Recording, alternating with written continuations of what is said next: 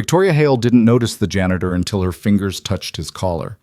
What should have been nothing, a CEO straightening a crooked tie in passing, became everything the moment Lucas Reed's breath caught, uneven and raw, exposing a vulnerability he'd spent years hiding.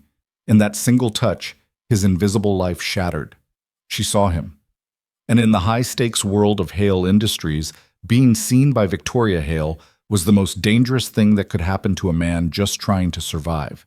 If you're watching from anywhere in the world, drop your city in the comments below and hit that like button.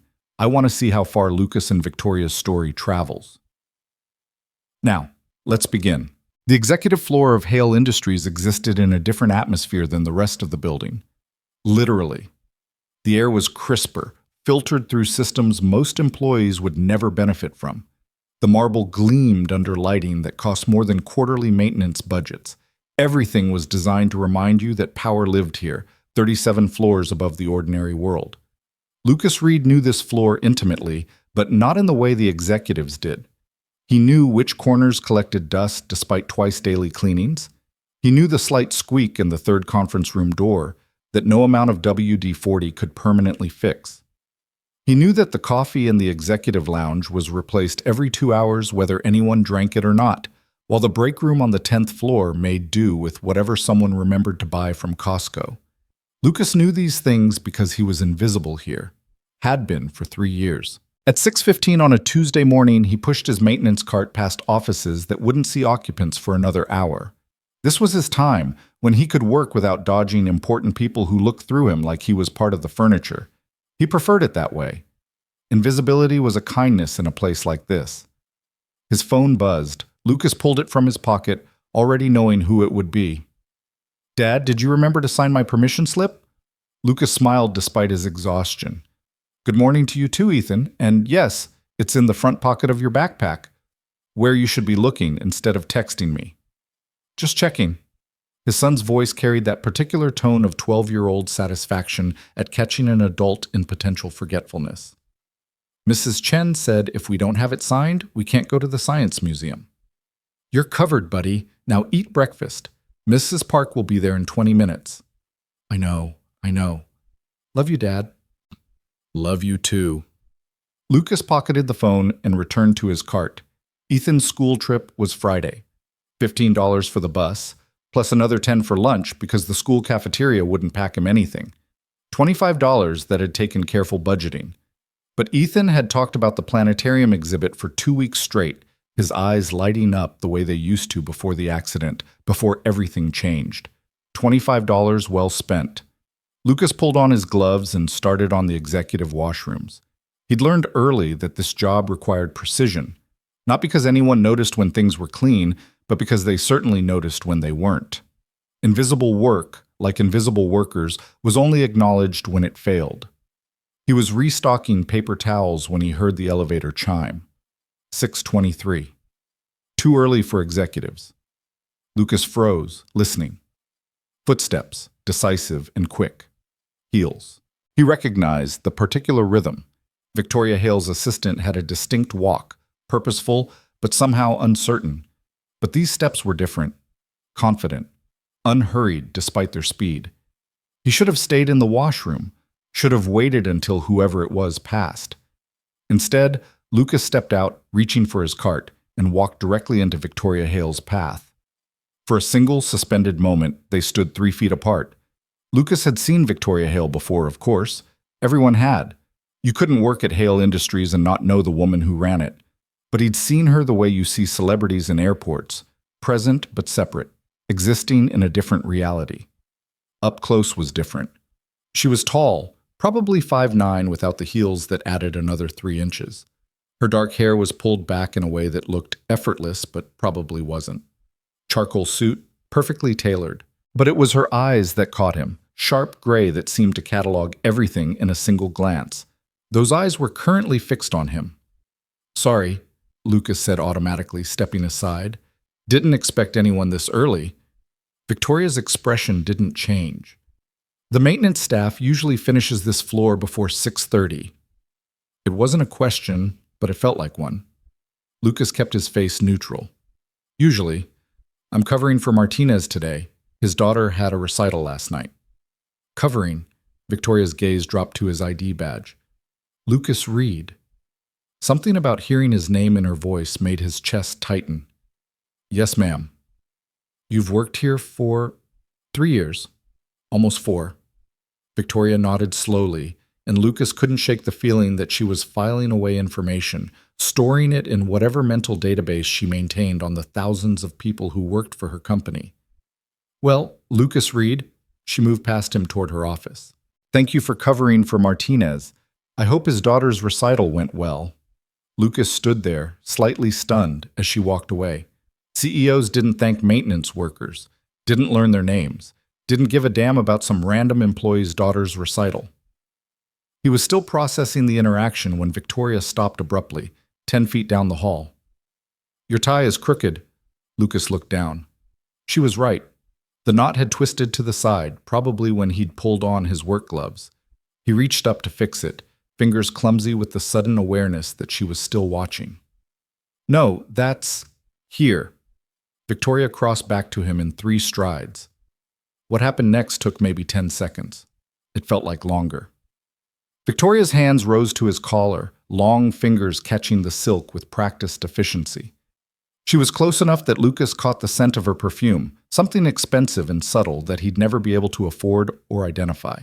Her focus was absolute, attention narrowed to the simple task of straightening his tie. Lucas stopped breathing, not intentionally, not dramatically. But his breath caught somewhere between his lungs and throat, trapped by the sudden, overwhelming awareness of her proximity. His heart kicked against his ribs. His hands, hanging uselessly at his sides, wanted to move. To where, he didn't know. Up, maybe. To her wrists.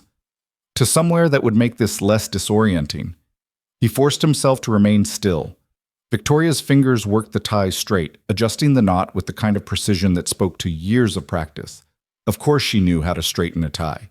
She probably straightened ties for board members, for investors, for whoever else existed in her stratosphere of power and privilege. But she'd never straightened his tie before. Would never have noticed it was crooked before today. There. Victoria stepped back, her expression unreadable. Better. Lucas managed to nod, managed to unfreeze his lungs enough to draw air, but his breathing came uneven, too fast, too shallow, the kind of breathing that exposed exactly what he was trying to hide. Victoria heard it. He saw the moment she registered it, saw her eyes widen fractionally before her professional mask slipped back into place. Thank you, Lucas said, and his voice came out rougher than intended. You didn't have to. It's fine. Victoria's tone was brisk now, businesslike. I can't have my employees representing the company poorly, even at 6 a.m. when no one else is here.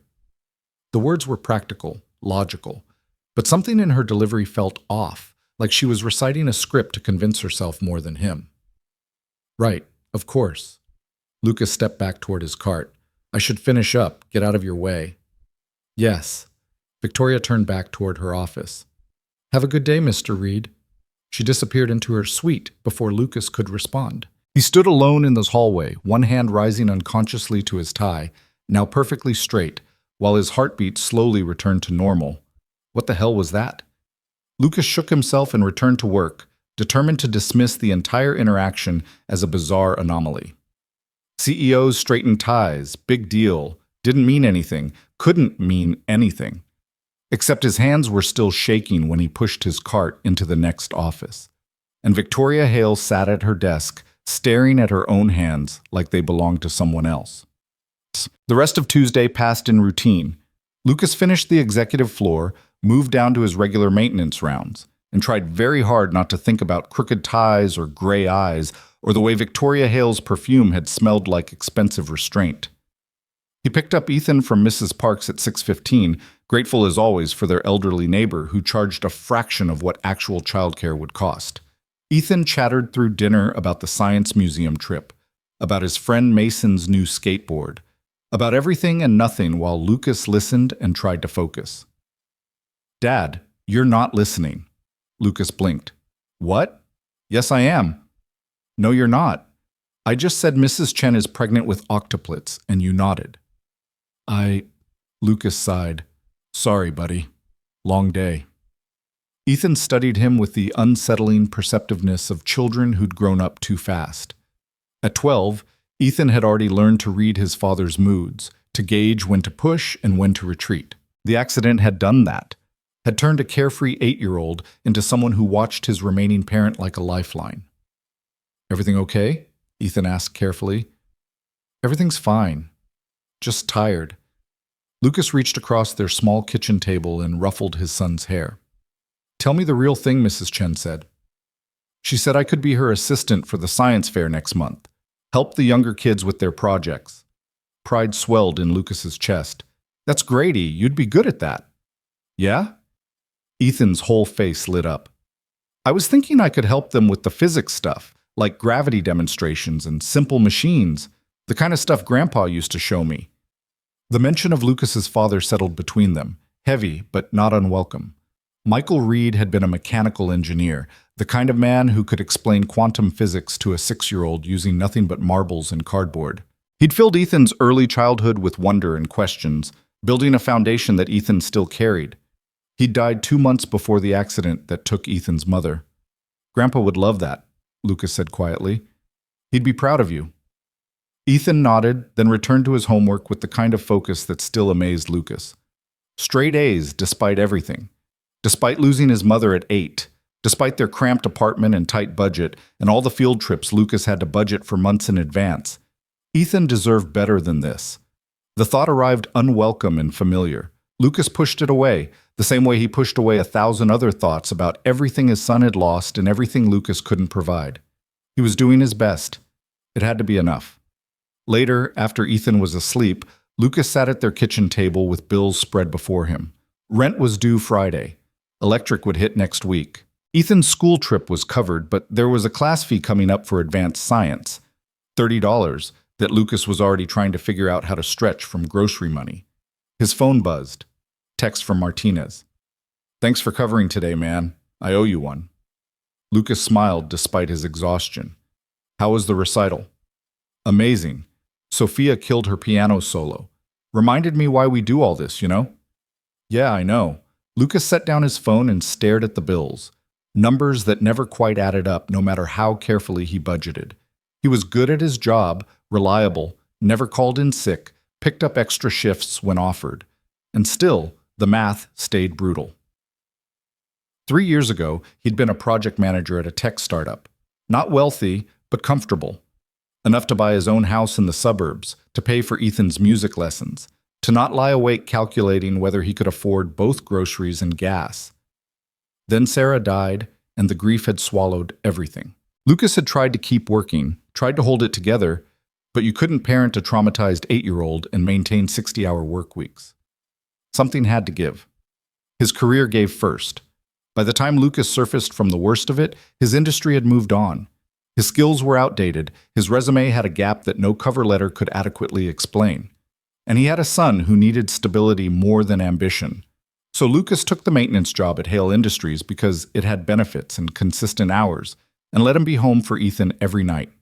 He swallowed his pride and learned that invisible work was still work, still had dignity, still mattered. Most days he believed that. Some nights, staring at bills he couldn't quite cover, the belief felt thin. Lucas's hand rose unconsciously to his tie, still hanging on the chair where he'd draped it after work. He thought about Victoria Hale's fingers adjusting the knot, about the surreal intimacy of that moment, about the way his breath had betrayed him. She'd noticed. Of course she'd noticed. Women like Victoria Hale noticed everything. It was probably what made her successful, that ability to read people and situations with surgical precision, which meant she'd noticed his reaction and drawn her own conclusions about what it meant. Lucas's chest tightened. It didn't mean anything, couldn't mean anything. Victoria Hale existed in a different universe, one where people straightened ties as casually as they approved million-dollar contracts. He was maintenance, invisible, and the sooner he remembered that, the better. He gathered the bills into a pile and forced himself to bed, determined to forget the entire interaction. But sleep brought dreams of gray eyes and expensive perfume, and Lucas woke Wednesday morning with the unsettling knowledge that some things, once noticed, couldn't be unseen. But God. Wednesday started normal. Lucas dropped Ethan at school, drove to Hale Industries, changed into his work clothes in the basement locker room that smelled like industrial cleaner and old coffee. He checked his assignment sheet, executive floor again, because Martinez was training new hires and needed Lucas to cover the premium accounts. Fine. Lucas could handle it. Victoria Hale probably wouldn't even be in the office this early 2 days running. Yesterday had been an anomaly. Today would return to routine. Except when Lucas stepped off the elevator at 6:20, Victoria Hale was standing in the hallway outside her office, phone pressed to her ear. She saw him immediately. Lucas nodded politely and moved toward his cart, trying to project the same professional invisibility he'd maintained for 3 years. But he felt her attention like weight, tracking him as he pulled on gloves and started his routine. Victoria's phone conversation continued, something about quarterly projections and board expectations. Her voice was crisp, commanding. The voice of someone used to being obeyed without question. Lucas worked methodically, cleaning what was already clean, maintaining the illusion that executives needed more pristine environments than everyone else. "I don't care if Henderson has concerns," Victoria said into her phone. "The merger benefits both companies and he knows it. If he wants to play politics, remind him I have emails from Q2 that his wife would find very interesting." Lucas winced internally. Ruthless. He shouldn't be surprised. You didn't run a Fortune 500 company by being soft. But hearing it stated so casually was jarring. Victoria ended the call and stood for a moment, staring at her phone like it had personally offended her. Lucas kept his head down, focused on his cart. "Mr. Reed," he looked up to spite himself. "Ma'am? Do you enjoy your work here?" The question landed like a non sequitur. Lucas straightened slowly, trying to read her expression. Yes? It's a good company, stable." "That's not what I asked." Victoria's gaze was direct, clinical. "I asked if you enjoy it." Lucas considered lying, but something about her tone suggested she'd recognize bullshit immediately and respect him less for attempting it. "It pays the bills," he said carefully. "Lets me be home for my son. That's what matters." "Your son?" Victoria nodded. "How old?" 12. "Middle school, then. Expensive age." Lucas couldn't help the slight smile. "Every age is expensive." "Single parent?" The question should have felt intrusive. Somehow, from her, it felt analytical, data collection rather than gossip. "Yes, ma'am. 3 years now." Victoria was quiet for a moment, then, "That explains the cover shifts. Martinez mentioned you're always willing to take extra hours." "When I can." "Mrs. Park, our neighbor. She's flexible, and Ethan's old enough now to be alone for short periods if needed." 12 is not old enough to be alone for extended periods. "I know." Lucas's jaw tightened, which is why I don't leave him alone for extended periods. "I didn't mean—" Victoria stopped, something flickering across her face that looked almost like discomfort. "I'm sure you're an excellent father, Mr. Reed. That wasn't criticism." Lucas forced himself to relax. "I apologize. Didn't mean to be defensive." "Don't apologize for defending your parenting." Victoria's tone softened fractionally. "God knows there are enough people ready to criticize without provocation." She turned toward her office, then paused. "Your tie is straight today." Lucas's hand rose automatically to check. "Yeah, I double-checked this morning." "Good." Victoria disappeared into her suite, closing the door with a quiet click that somehow felt louder than a slam. Lucas stood in the empty hallway, heart rate elevated for no good reason, wondering what the hell kind of conversation that had been. Thursday brought a complication Lucas hadn't anticipated. He was restocking the executive lounge, ridiculous place, with a cappuccino machine that cost more than his monthly rent, when 2 junior executives walked in, laughing about something on their phones. "Did you see this?" The first one, Blake something from accounting, held up his screen. "Henderson's already spinning the merger news." "Of course he is." The second executive, Emma from marketing, rolled her eyes. "Man can't let Victoria have a win without making it about himself." Speaking of Victoria, Blake's voice dropped to that particular tone of office gossip. "You notice anything weird lately?" Lucas kept his back turned, methodically organizing coffee pods. "Weird how?" Emma asked. "Just She's been different. Less Ice Queen, more distracted. Sarah in HR said she's been arriving earlier than usual. So? Victoria's always been a workaholic. Yeah, but why the sudden change in routine? And yesterday I saw her talking to one of the maintenance guys, like actual conversation, not just instructions. Lucas's hand stilled on the coffee pods. Maintenance? Emma laughed. Please, Victoria doesn't notice anyone below director level. You probably misread the situation. I know what I saw. Blake sounded defensive now. They were standing really close, and the way she looked at him, Blake, you're imagining things. Victoria Hale doesn't look at maintenance workers. She barely looks at us. Lucas forced himself to continue working, to maintain the invisibility that had protected him for 3 years. Just gossip, meaningless speculation from bored executives with too much time and too little substance. Except Blake had noticed, had seen Tuesday's interaction and drawn conclusions that Lucas had tried very hard not to draw himself. Whatever, Blake grabbed his coffee. I'm just saying something's different. Mark my words. There's a story there. They left, still debating Victoria's supposed personality changes, oblivious to Lucas standing 3 feet away with his heart hammering against his ribs. This was bad. Not because anything had actually happened, it hadn't, but because in places like Hale Industries, perception mattered more than reality. Gossip had its own momentum, its own truth independent of facts. And Lucas, who had spent 3 years carefully invisible, had somehow become visible in the worst possible way. He finished the executive lounge in record time and retreated to the maintenance office, where his supervisor Jerry was reviewing schedules. Reed, you okay? You look like you saw a ghost. Fine, just can I switch assignments? Get off the executive floor for a while? Jerry frowned. You're my best guy up there. Why would I move you? Personal reasons. What kind of personal reasons? Lucas hesitated. What could he say? That a CEO had straightened his tie and now junior executives were speculating about affairs that weren't happening? That he'd felt something during a 10-second interaction and was terrified it had shown on his face? Just need a change, he said finally. Getting stale on the same routine. Jerry studied him with the knowing eyes of someone who'd worked maintenance for 30 years and seen every variety of workplace drama. This about Victoria Hale? Lucas's stomach dropped. What? No. Why would what? Relax, kid. I don't care about office gossip, but I've been doing this long enough to recognize when someone's trying to avoid someone else. Jerry leaned back in his chair.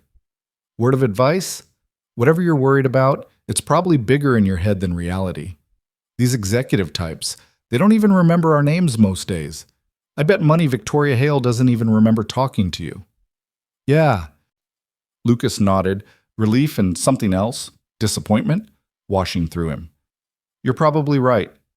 I know I'm right. Now get back to work. And Reed, executive floor pays a premium differential. You sure you want to give that up over nothing? Lucas thought about Ethan's science fair fee, about bills that never quite balanced, about the $25 he'd scraped together for a field trip. No, he said quietly. I need the premium. Smart man. Now go be invisible like you're paid to be. Lucas returned to the executive floor, determined to take Jerry's advice. Be invisible. Do the work. Forget that Victoria Hale knew his name, or had touched his collar, or had asked about his son with something that sounded almost like genuine interest. But when the elevator doors opened, Victoria was standing right there, waiting. Their eyes met. And Lucas knew, with absolute certainty, that Jerry was wrong. Victoria Hale remembered him. She remembered him, and something in the way she looked at him now, guarded, curious, almost wary, told Lucas that Tuesday's interaction had been just as disorienting for her as it had been for him. Mr. Reed, her voice was carefully neutral. Ms. Hale. They stood in charged silence, the elevator doors closing behind Lucas with a soft chime that sounded too loud. I need to ask you something, Victoria said abruptly, and I need you to be honest. Lucas's mouth went dry. Okay. Tuesday morning, when She paused, and Lucas saw something he'd never expected to see on Victoria Hale's face. Uncertainty. When I fixed your tie, your reaction, what was that about? 1,000 lies presented themselves. Lucas considered each one, weighed the safety of deflection against the strange, intense honesty in Victoria's eyes. I don't know, he said finally. I wish I did, but I don't. Victoria nodded slowly. That's what I thought you'd say. Is that a problem? I don't know yet. She moved past him toward her office, then stopped. But Lucas, whatever this is or isn't, we're going to need to be very careful about it.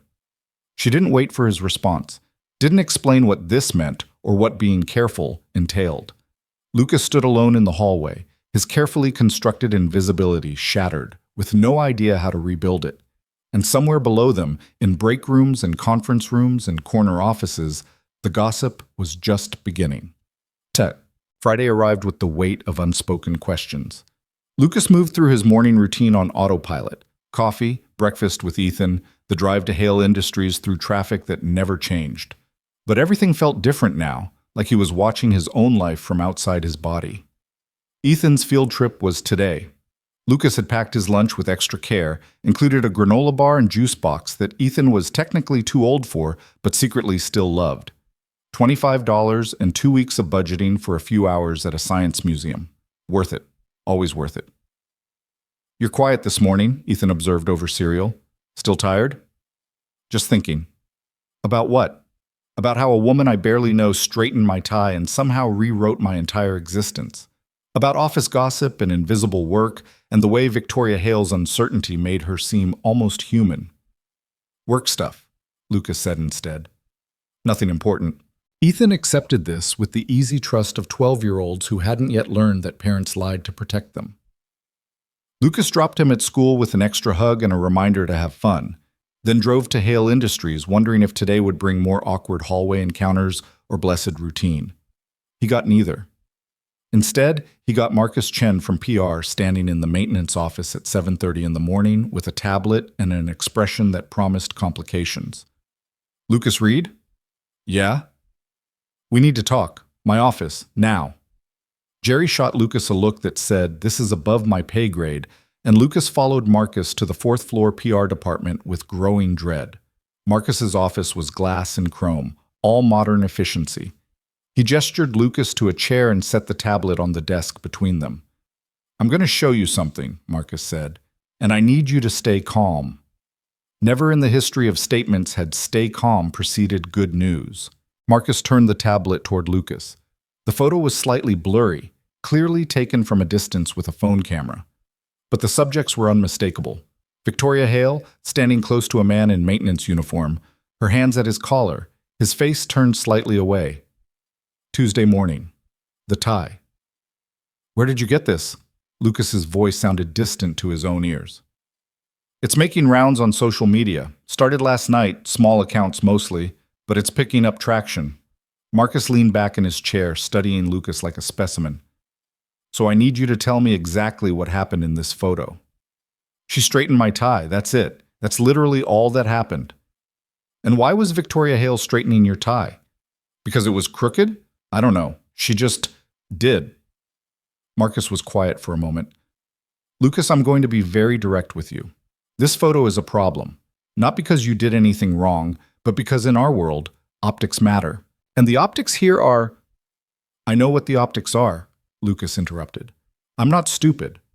No one's saying you are. But we need to contain this before it becomes a bigger story. The media loves this kind of thing. Powerful CEO, working class employee, implications of impropriety.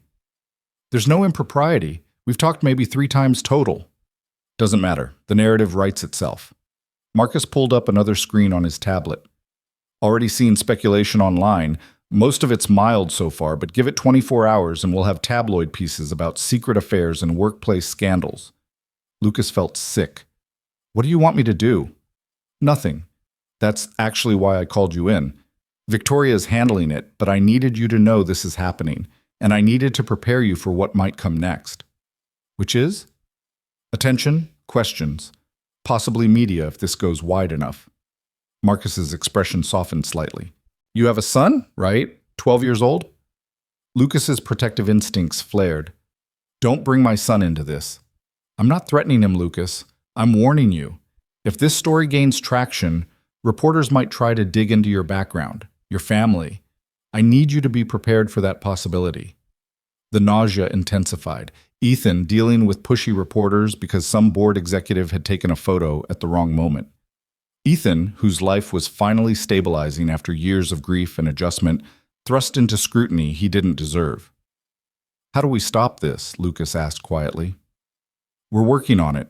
Victoria's legal team is already sending cease and desist letters. We're monitoring social media, flagging posts, trying to contain the spread. But Lucas? Marcus met his eyes directly. This might get worse before it gets better. And if it does, Victoria is going to need your cooperation. My cooperation with what? With whatever strategy we develop to kill the story, which might mean public statements, interviews, clarifications. Are you willing to do that?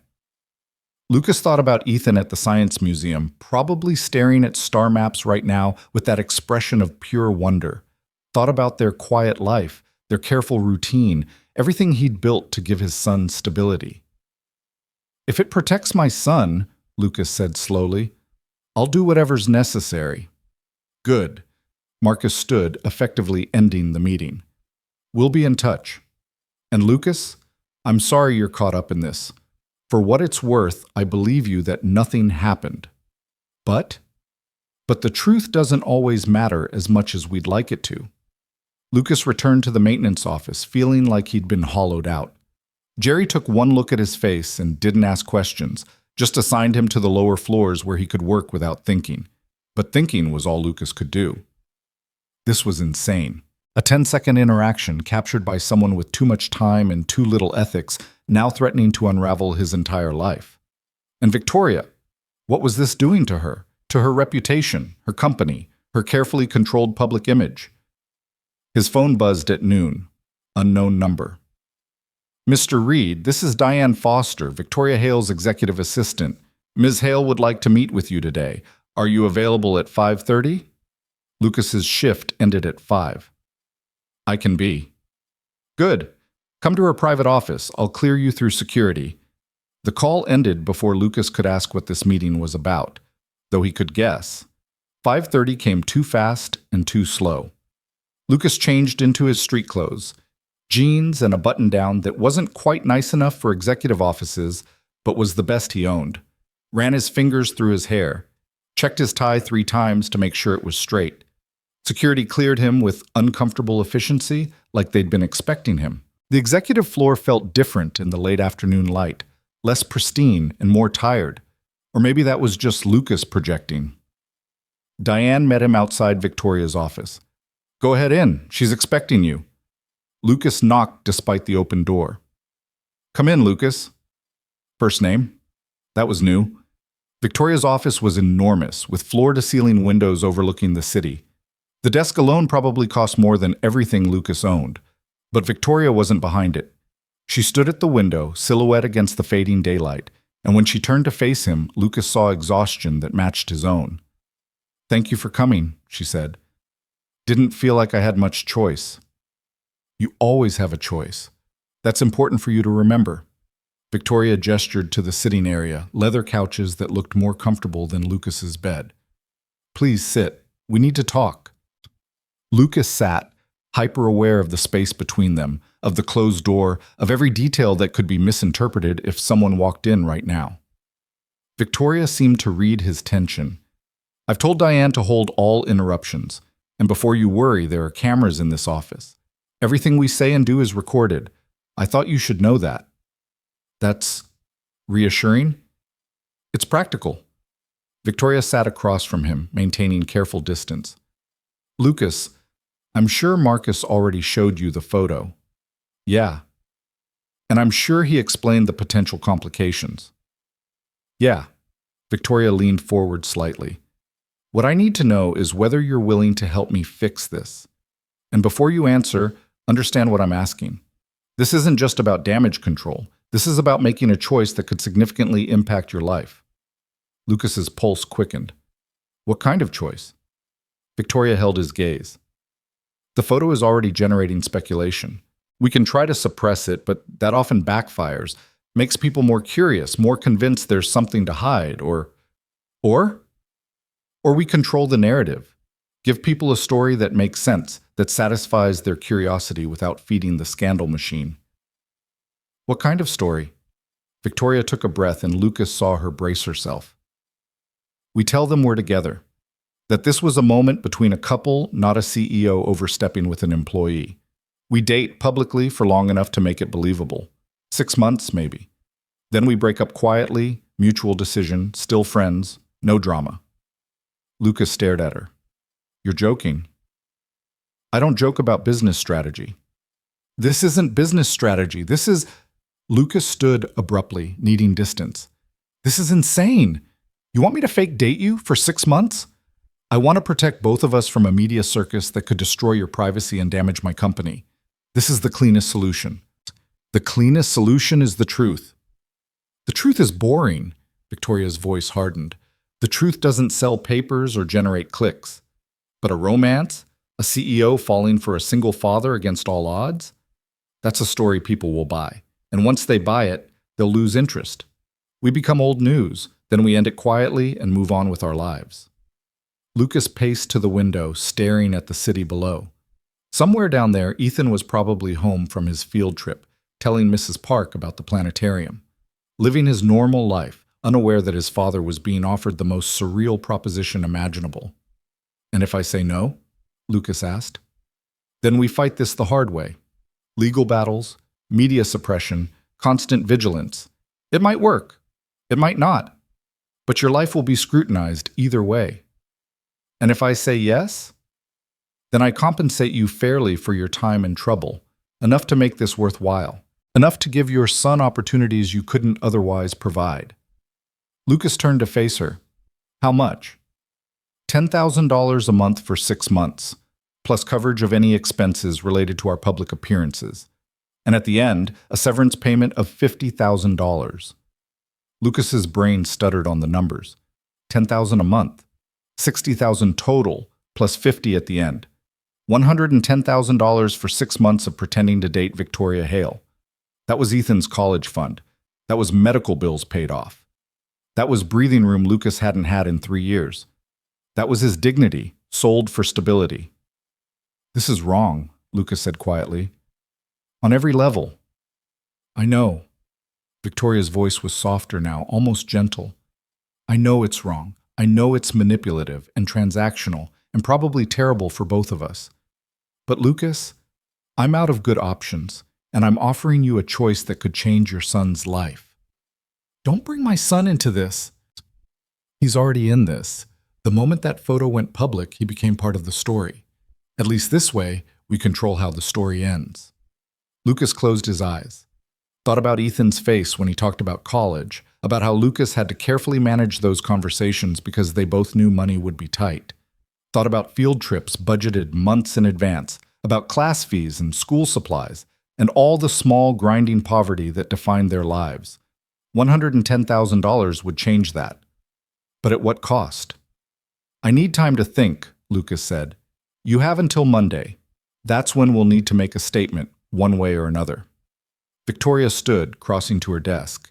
She pulled out a folder and handed it to him. This is the contract. Read it carefully. I had my lawyers make it as fair as possible, but you should probably have someone review it too. Lucas took the folder numbly. Someone like who? I can't exactly afford a lawyer. I'll cover your legal consultation. It's only fair that you understand what you're agreeing to.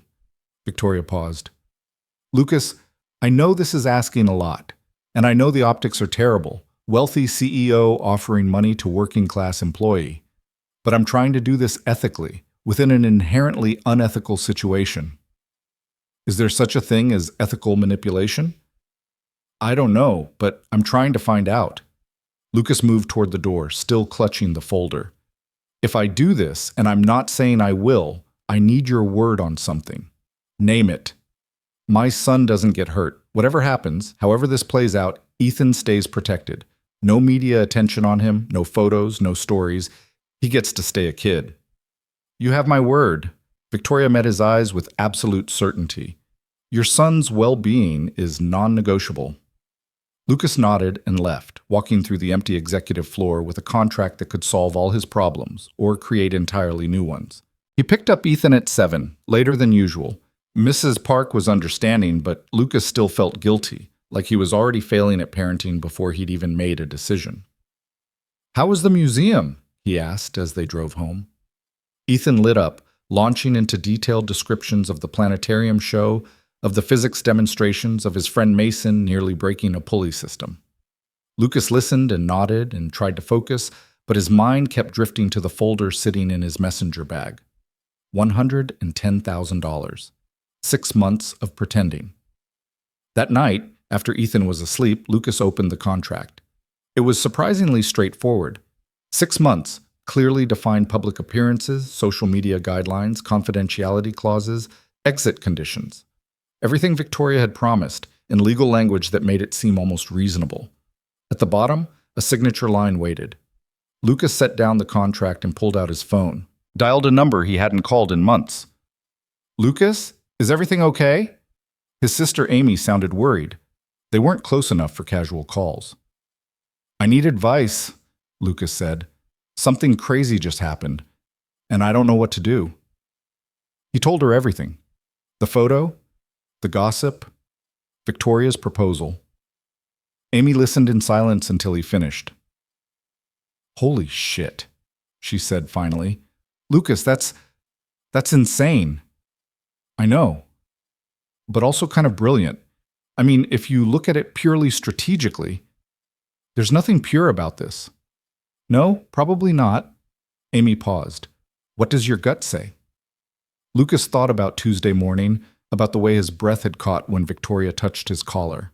Thought about her uncertainty on Thursday, her careful honesty today. "My gut says this is dangerous," he admitted.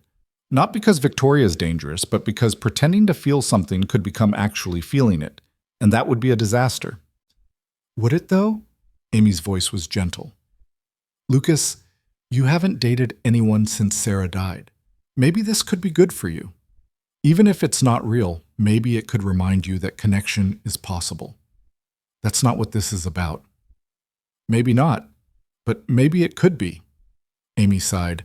"Look, I can't tell you what to do, but I can tell you this. You've been in survival mode for 3 years, taking care of Ethan, working yourself to exhaustion, sacrificing everything for stability. Maybe it's okay to take a risk. Maybe it's okay to do something for yourself, even if it's complicated. This isn't for me. It's for Ethan." "Is it? Or is that just easier to justify?" Lucas didn't have an answer. They talked for another hour, circling the same questions from different angles. Amy was practical and supportive and didn't judge, which was exactly what Lucas needed. When he finally hung up, it was past midnight. Lucas pulled out the contract again, reading through it one more time. He thought about Ethan's college fund, about breathing room, about the way Victoria Hale had looked at him today. Not like an employee, not like a convenience, but like an actual person whose choice mattered. He thought about his father, who had taught him that dignity wasn't about what job you had, but how you did it. About Sarah, who had always pushed him to be brave even when being safe seemed smarter. And he thought about himself, about 3 years of invisible work and careful budgeting and the slow, grinding erosion of believing he could be anything more than surviving. Maybe Amy was right. Maybe this was a risk worth taking, or maybe it was the worst decision he'd ever make. Lucas signed the contract at 1 a.m, then sealed it in an envelope before he could change his mind. Monday morning, he walked into Victoria Hale's office and handed her his answer. Victoria opened the envelope, read the signature, and looked up with an expression Lucas couldn't quite read. "Thank you," she said quietly, "for trusting me with this. Don't make me regret it. I'll try my best." And just like that, Lucas Reed stepped out of invisibility and into a performance that would either save him or destroy everything he'd worked so hard to build. Outside the window, the city hummed with its usual indifference. Inside, 2 people who barely knew each other prepared to convince the world they were falling in love. The press release went out Tuesday morning at 9 o'clock sharp. Lucas was restocking supplies on the 14th floor when his phone started buzzing. Text after text, calls from numbers he didn't recognize, notifications piling up so fast he had to turn off the sound. He ducked into a supply closet and pulled up the Hale Industries website, already knowing what he'd find. There, on the front page, was a photo he'd taken with Victoria 2 days ago in her office. Professional but warm, her hand resting lightly on his arm, both of them smiling like they shared secrets the camera couldn't capture. Below it, 3 paragraphs that rewrote his entire existence. Hale Industries is pleased to address recent speculation regarding CEO Victoria Hale's personal life. Ms. Hale and Lucas Reed, a valued member of our facilities team, have been in a relationship for several months. They chose to keep their relationship private out of respect for Mr. Reed's family, but recent media attention has made a public acknowledgement necessary. The company fully supports workplace relationships that comply with our ethics policies and wishes the couple well. Lucas read it 3 times, each pass making it feel more surreal. Valued member of the facilities team. Several months. The company fully supports. His phone rang again. Amy. Have you seen the news? She asked without preamble. I'm looking at it right now. Lucas, you're trending on Twitter. There are already think pieces about workplace romance and class dynamics. Someone dug up your LinkedIn profile from your old job. This is insane. Yeah. Lucas leaned against the closet wall, surrounded by industrial cleaner and paper towels. Yeah, it really is. How are you doing? Honest question. Lucas appreciated that. I have no idea. Ask me in a week. And Ethan? Lucas's chest tightened. I'm telling him tonight. Victoria and I agreed. He needs to hear it from me before someone at school says something. Good call. Do you want me to come over, provide moral support? Maybe. I'll text you after I talk to him. Lucas ended the call and emerged from the supply closet to find Jerry standing in the hallway, arms crossed. So, Jerry said, dating the boss. It's complicated. I bet it is. Jerry studied him with those knowing eyes. You gonna be okay with this, Reed? Because once you're on that level with someone like Victoria Hale, there's no going back to invisible. I know. Do you? Jerry's expression softened slightly. Because I've worked here 28 years, seen people get chewed up by this place in ways they never expected. You're a good kid, Lucas. Got a son to think about. Just make sure you know what you're getting into. Little late for that. Yeah, probably is. Jerry clapped him on the shoulder. Well, good luck. And Reed, try not to let it change you too much. We like you the way you are. Lucas spent the rest of his shift fielding stares and whispered conversations. People he'd worked alongside for 3 years suddenly didn't know how to act around him. Some were congratulatory, others skeptical, a few openly hostile in the way people got when they thought someone had gotten something they didn't deserve. By the time 5 o'clock came, Lucas felt like he'd been scraped raw. He picked up Ethan from Mrs. Parks, noting the way his elderly neighbor's eyes widened when she saw him. Mr. Reed, she said carefully, I saw the news today. Yeah, I need to talk to Ethan about it. Mrs. Park nodded.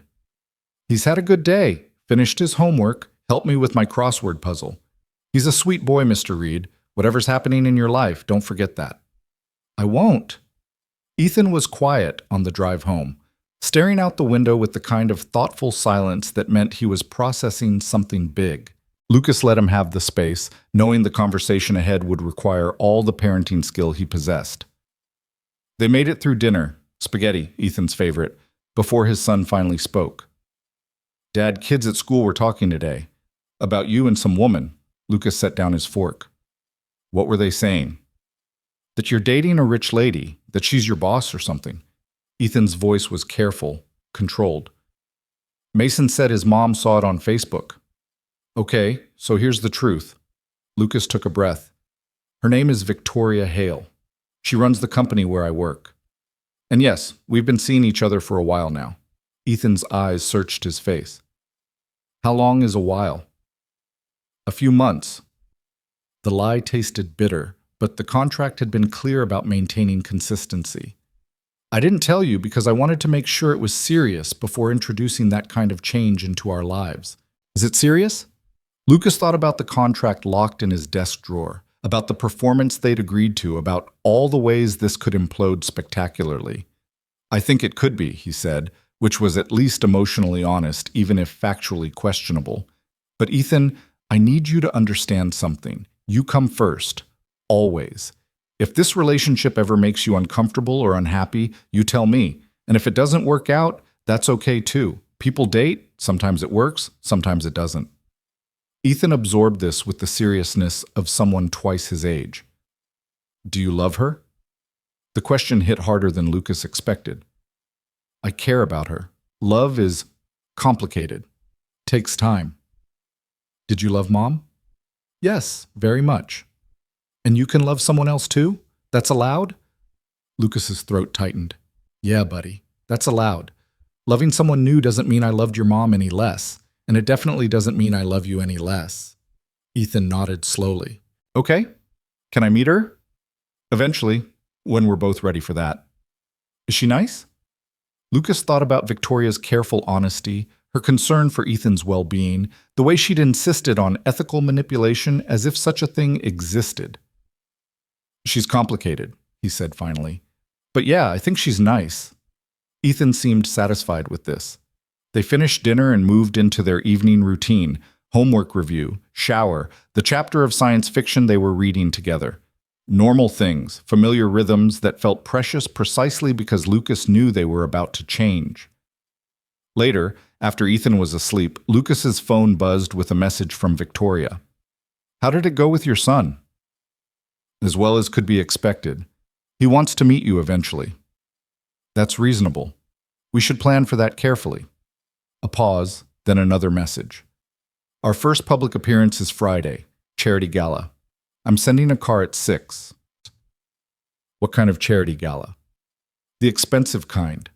I'll have something appropriate sent to your apartment tomorrow. Don't argue. It's part of the contract. Lucas typed and deleted 3 responses before settling on, Okay. Lucas, I know this is overwhelming, but we're going to get through it. Trust the process. He wanted to ask what process exactly they were trusting. Instead, he wrote, See you Friday. Wednesday brought a garment bag to his apartment, delivered by a service that probably cost more than Lucas's monthly rent. Inside was a tuxedo that fit perfectly. Victoria had somehow obtained his measurements, along with shoes, a belt, and cufflinks that looked like actual silver. Lucas hung the tuxedo in his closet next to work shirts from Target and jeans with worn knees, the contrast almost comical. Thursday, Victoria requested he come to her office during lunch. When Lucas arrived, she had lunch spread across her conference table, real food, not the sad sandwich he'd packed, and an agenda written on her tablet. We need to synchronize our story, Victoria said without preamble. People will ask questions. We need consistent answers. Okay, where do we start? How we met? What should we say? Lucas considered. The truth, mostly? You noticed me on the executive floor. We started talking. That works. It's simple. Verifiable. Victoria made notes on her tablet. First date? Coffee shop near the office? Somewhere normal? Good. That makes it relatable. Victoria looked up. What do I call you in public? Lucas, just Lucas. And you'll call me Victoria. Not Ms. Hale, not ma'am. We're equals in this, at least publicly. The word equals felt aspirational at best, but Lucas nodded. They spent an hour building their narrative, crafting a relationship history that was plausible enough to withstand scrutiny. Victoria was methodical, anticipating questions Lucas hadn't considered, building redundancies into their story. You're good at this, Lucas observed. I've spent 20 years managing narratives. It's what I do. Victoria set down her tablet. But Lucas, there's something else we need to discuss. Physical affection. Lucas's stomach flipped. What about it? In public, we'll need to be convincing. That means hand-holding, standing close, possibly kissing if the situation demands it. Victoria's voice was clinical, professional. I need to know you're comfortable with that. We can establish boundaries, safe words if necessary. Safe words for fake dating, that's surreal. Everything about this is surreal, but it's also our reality for the next 6 months. Lucas thought about Tuesday morning, about how his breath had caught when she touched his collar. Thought about maintaining that kind of physical proximity for half a year while pretending it didn't affect him. I'm comfortable with hand-holding, he said carefully. Standing close is fine. Kissing. He paused. Can we play that by ear? Of course.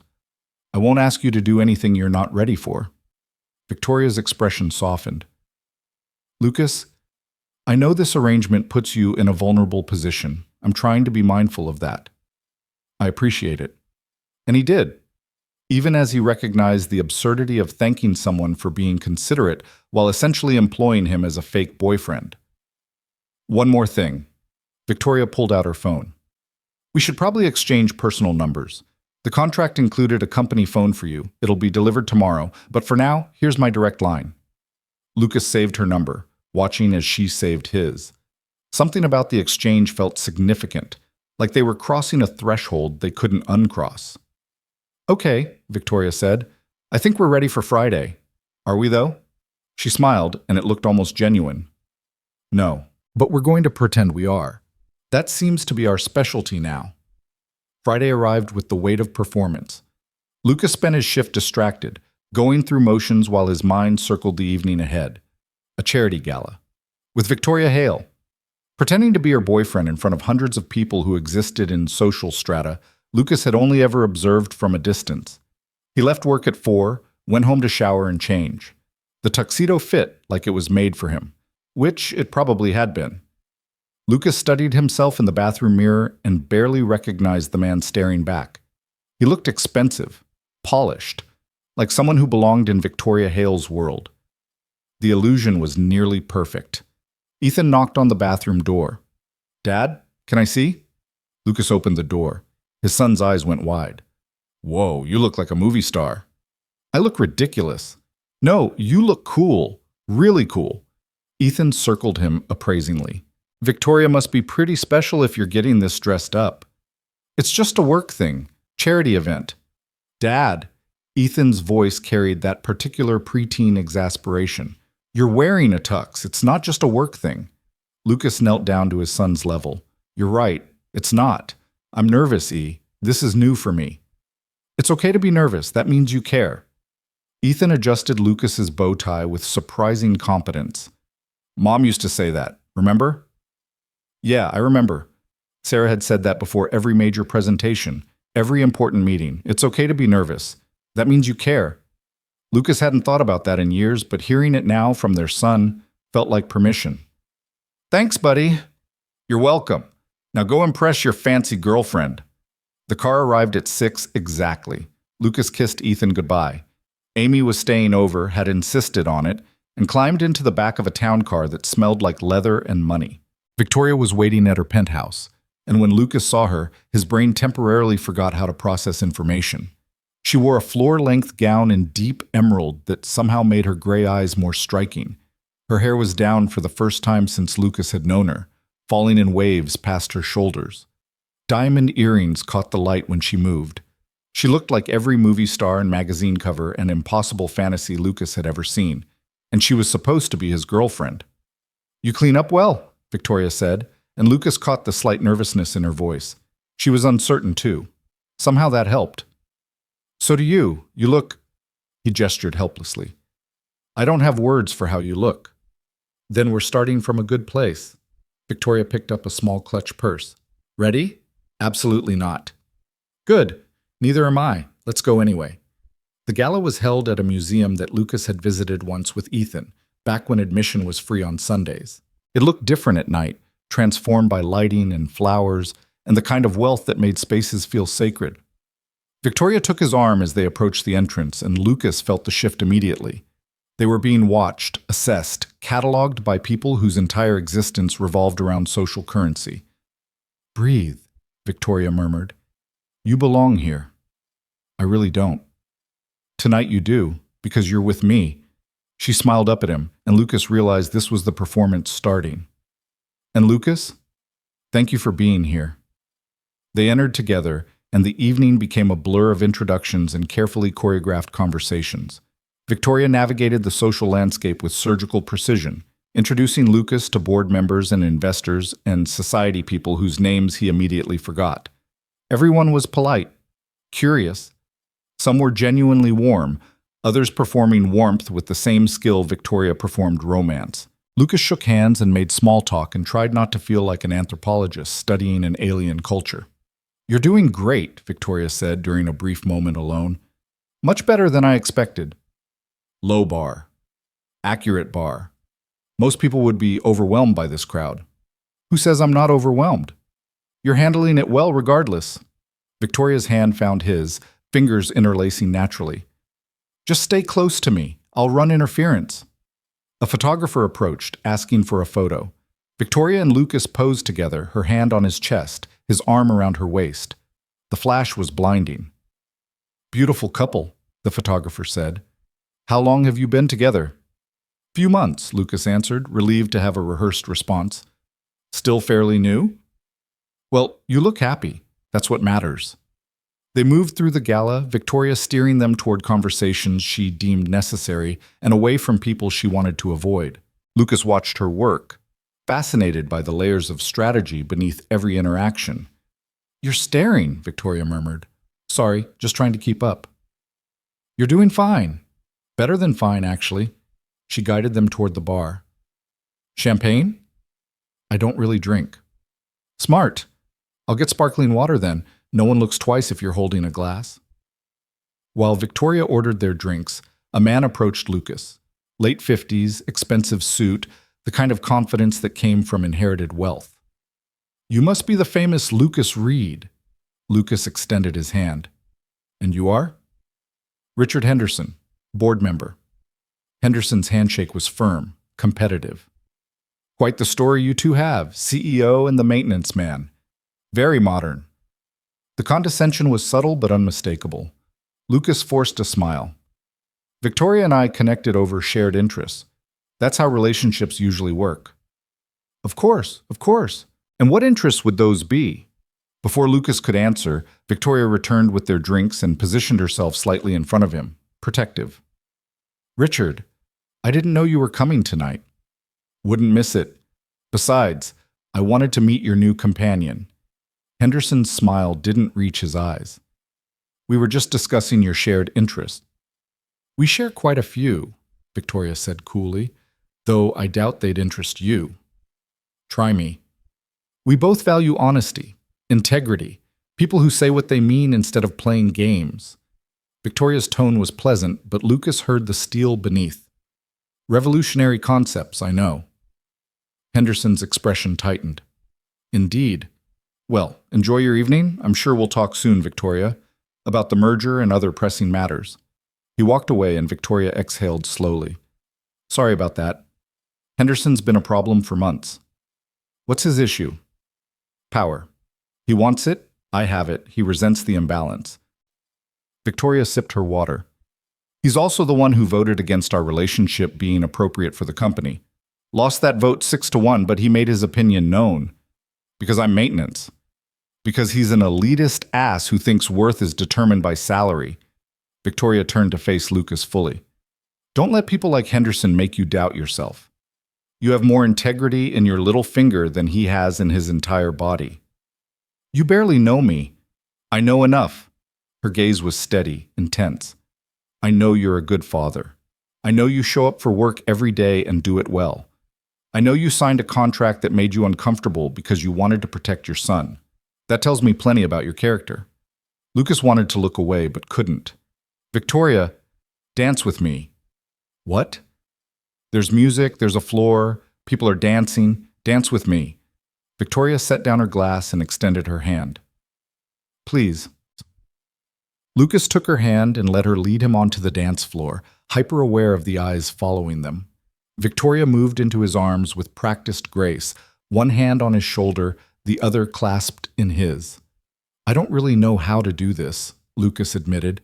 Yes, you do. Just sway and don't step on my feet. Victoria smiled. You're overthinking it. They moved together, finding a rhythm that was surprisingly natural. Lucas was acutely conscious of every point of contact, her hand in his, her waist beneath his palm, the way she smelled like that same expensive perfume from Tuesday morning. See? You're a natural. Victoria's voice was soft, meant only for him. How are you really doing? Honestly, I feel like I'm in someone else's life. Welcome to my world. I've felt that way for 20 years. Lucas looked down at her, surprised. Really? Really? This? She gestured subtly at the gala around them. None of this is real. It's performance, strategy, carefully managed appearances. The only real thing I've done in months is offer you that contract. That doesn't make it real, doesn't it? We're here. We're doing this. The reasons might be complicated, but the experience is genuine. Victoria paused. And Lucas? When I told Henderson you have integrity, I meant it. That wasn't part of the performance. Something shifted between them. Some invisible line crossed. Lucas found himself pulling her fractionally closer, their bodies aligned in a way that felt less like strategy and more like instinct. You're making this very complicated, he said quietly. I know. I'm sorry. Don't apologize. Lucas lost track of what he was trying to say, distracted by the way she fit against him, by the vulnerability in her eyes that didn't match her controlled exterior. The song ended. They separated slowly, reluctantly, and Lucas wondered if Victoria felt the same strange disappointment he did. The rest of the evening passed in fragments. More conversations, more introductions, more performance. But Lucas kept returning to that moment on the dance floor, to the feeling that something unscripted had happened between them. At 11, Victoria declared they'd made sufficient appearances and could leave. They rode back to her penthouse in comfortable silence, and Lucas realized with some surprise that he'd actually enjoyed parts of the evening. Thank you for tonight, Victoria said as they stood outside her building. You exceeded all expectations. Even Henderson? Especially Henderson. You handled him perfectly. Victoria hesitated. Lucas, I know we're doing this for practical reasons, but I want you to know I respect you. Not just as an employee or a contract partner, as a person. I respect you too, Lucas said, and meant it. They stood there in the warm night air, the city humming around them, and Lucas felt the weight of everything unspoken between them. I should go, he said finally. Ethan will want details in the morning. Of course, the car will take you home. Victoria stepped back, creating distance. Good night, Lucas. Good night. Lucas climbed back into the town car and watched her disappear into her building, already missing her presence in a way that felt dangerous. When he got home, Amy was asleep on the couch and Ethan's door was closed. Lucas changed out of his tuxedo, hanging it carefully in the closet next to his work clothes, and crawled into bed with his mind spinning. This was supposed to be simple. 6 months of performance, collect the money, move on with his life. But nothing about tonight had felt simple, and the way his heart had stuttered when Victoria looked up at him on that dance floor suggested that pretending might be more complicated than either of them had anticipated. Saturday morning, Lucas woke to his phone buzzing with notifications. Photos from the gala had hit social media overnight, and apparently he and Victoria were now a trending topic. The pictures were beautiful, professionally shot. Victoria laughing at something Lucas had said. Lucas's hand on her waist as they danced. Both of them looking at each other with expressions that could easily be mistaken for genuine affection. Maybe because some of it had been genuine. Lucas scrolled through comments ranging from supportive to cruel, people he'd never met expressing strong opinions about his relationship and worth. It was disorienting, seeing his life dissected by strangers who knew nothing about him. Ethan knocked and entered without waiting for permission, already dressed and vibrating with curiosity. Mrs. Park showed me the pictures. Dad, you guys look amazing together. Thanks, buddy. Did you have fun? Lucas thought about the evening, the overwhelming crowd, Henderson's condescension, the unexpected connection on the dance floor. Yeah, he said slowly. I think I actually did. Good. You deserve to have fun. Ethan paused. Can I meet her soon, Victoria? The question was inevitable, but it still made Lucas's chest tighten. Introducing Ethan to Victoria would make this feel more real, would blur the lines between performance and genuine relationship. But Ethan deserved to meet the woman supposedly dating his father. Soon, Lucas promised. Let me talk to Victoria about timing. He texted Victoria later that morning. Ethan wants to meet you.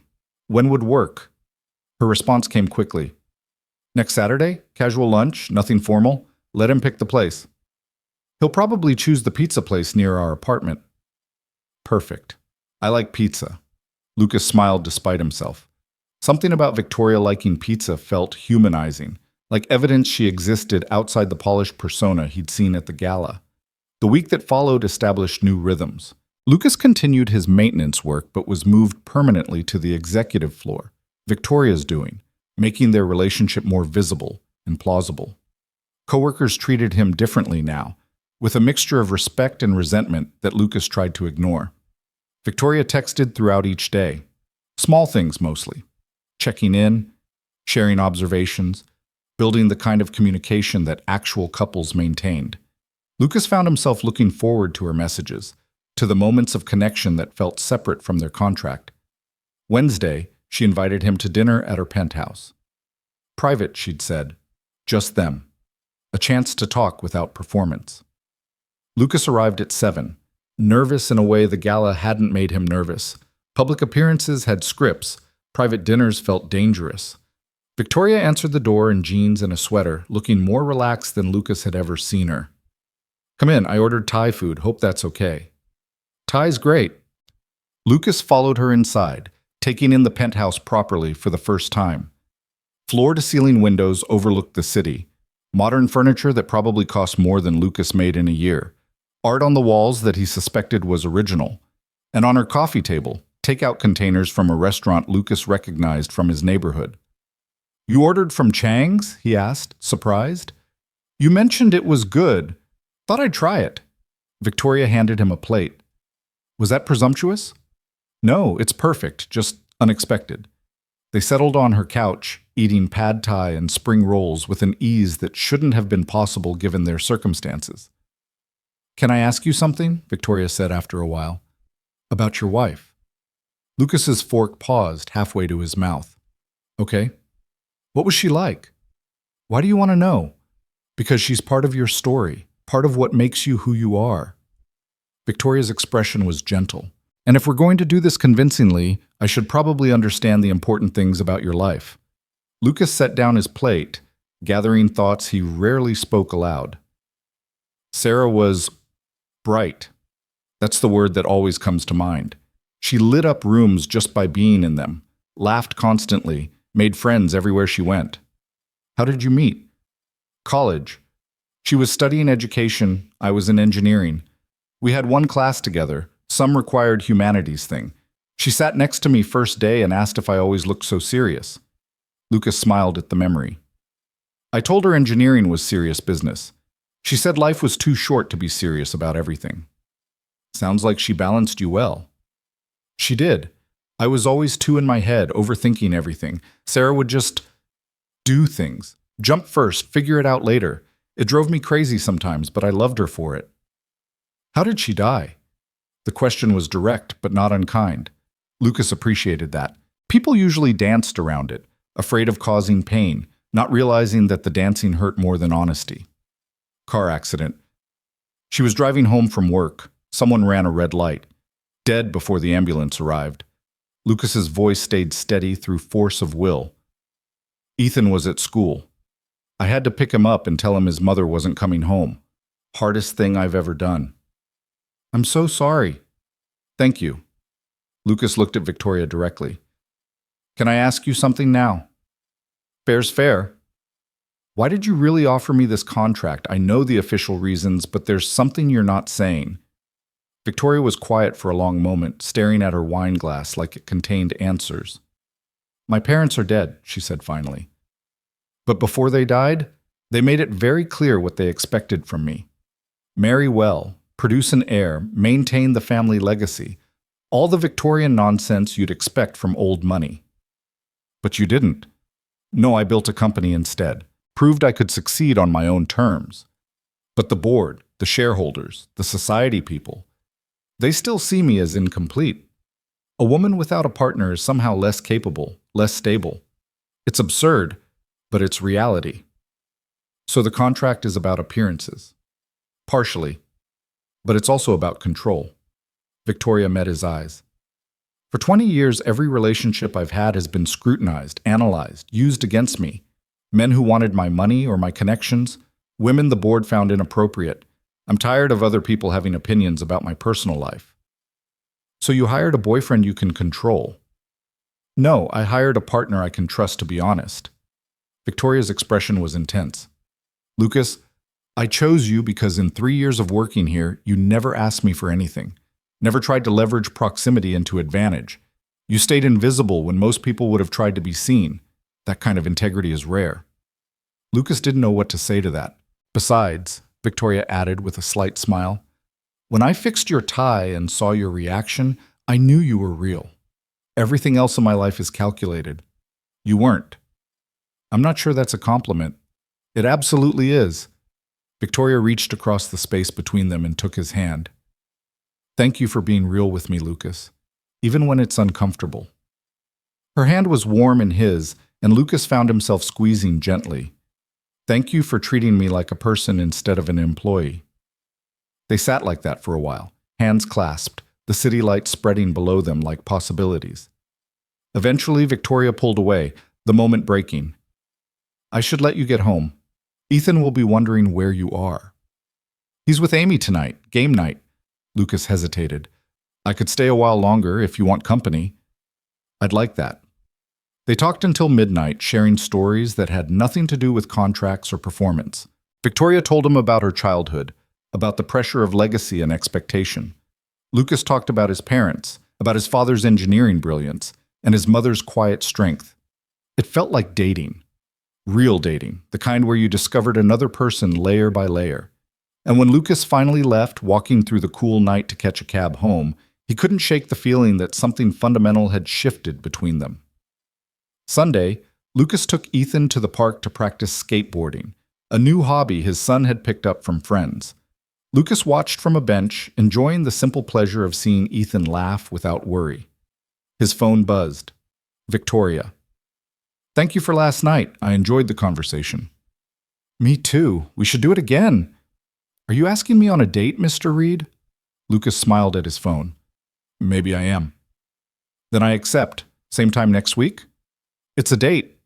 Ethan skated over, slightly out of breath. Who are you texting? You're smiling weird. Victoria, we're planning another dinner. Good. I like when you smile like that. Ethan paused. Dad? Are you happy? The question was complicated, but the answer surprised Lucas with its simplicity. Yeah, buddy, I think I might be. And standing in the Sunday afternoon sunshine watching his son skate with friends while texting a woman who made him feel seen for the first time in years, Lucas thought maybe happiness was possible after all. Even if it had started as a performance, even if the lines between real and pretend were blurring dangerously, even if he was falling for someone who'd hired him to fall for her.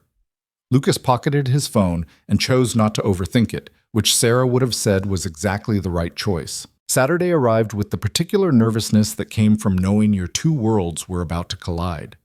Lucas had spent the morning cleaning their apartment with an intensity usually reserved for deep spring cleaning, despite Ethan's protests that Victoria probably wouldn't care if there were dishes in the sink. It matters to me, Lucas said, scrubbing the kitchen counter for the third time. Dad, you're being weird about this. I know, can't help it. Ethan leaned against the doorframe, studying his father with that unnerving perceptiveness. Are you scared she won't like me? The question stopped Lucas mid-scrub. What? No, that's not even possible. Then what are you scared of? Lucas set down the sponge and turned to face his son. I'm scared you won't like her, or that this will make everything too real, and then if it doesn't work out, you'll be disappointed. Dad! Ethan's voice carried patient exasperation. I'm 12, not 5. I know relationships are complicated, and I know you wouldn't be dating her if she wasn't special. So stop cleaning and trust me to handle this, okay? When had his son become wiser than him? Lucas pulled Ethan into a hug. When did you get so smart? I've always been smart. You just notice more when I say things you need to hear. Victoria texted at 11:30. On my way. Fair warning, I'm nervous. Lucas smiled despite his own anxiety. So am I. Ethan says we're both being ridiculous. Your son sounds wise. He really is. They'd chosen Marco's, the pizza place 3 blocks from Lucas's apartment where Ethan had been going since he was 8. It was loud and casual and served pizza that was objectively mediocre but somehow tasted like home. Lucas figured if Victoria could handle Marco's on a Saturday afternoon, she could handle anything. She arrived exactly on time, and Lucas's breath caught the same way it had that first morning. She wore jeans and a simple blue sweater, her hair pulled back in a ponytail, minimal makeup.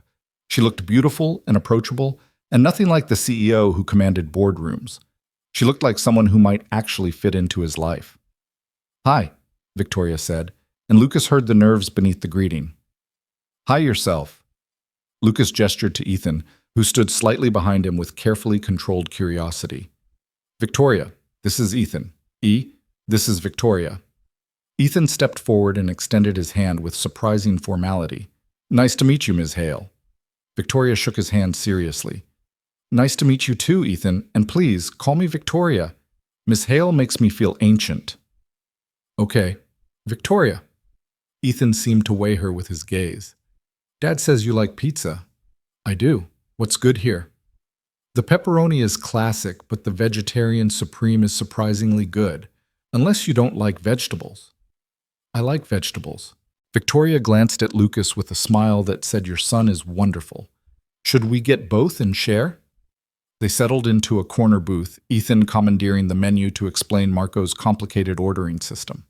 Victoria listened with genuine attention, asking questions and letting Ethan be the expert. Lucas watched them interact and felt something in his chest loosen. When their pizza arrived, Ethan dove in with the singular focus of adolescent hunger. Victoria took a bite and made an appreciative noise. "This is really good, way better than the upscale Italian place my assistant keeps recommending." "That's because upscale places care too much about presentation," Ethan said seriously. "Marco cares about taste.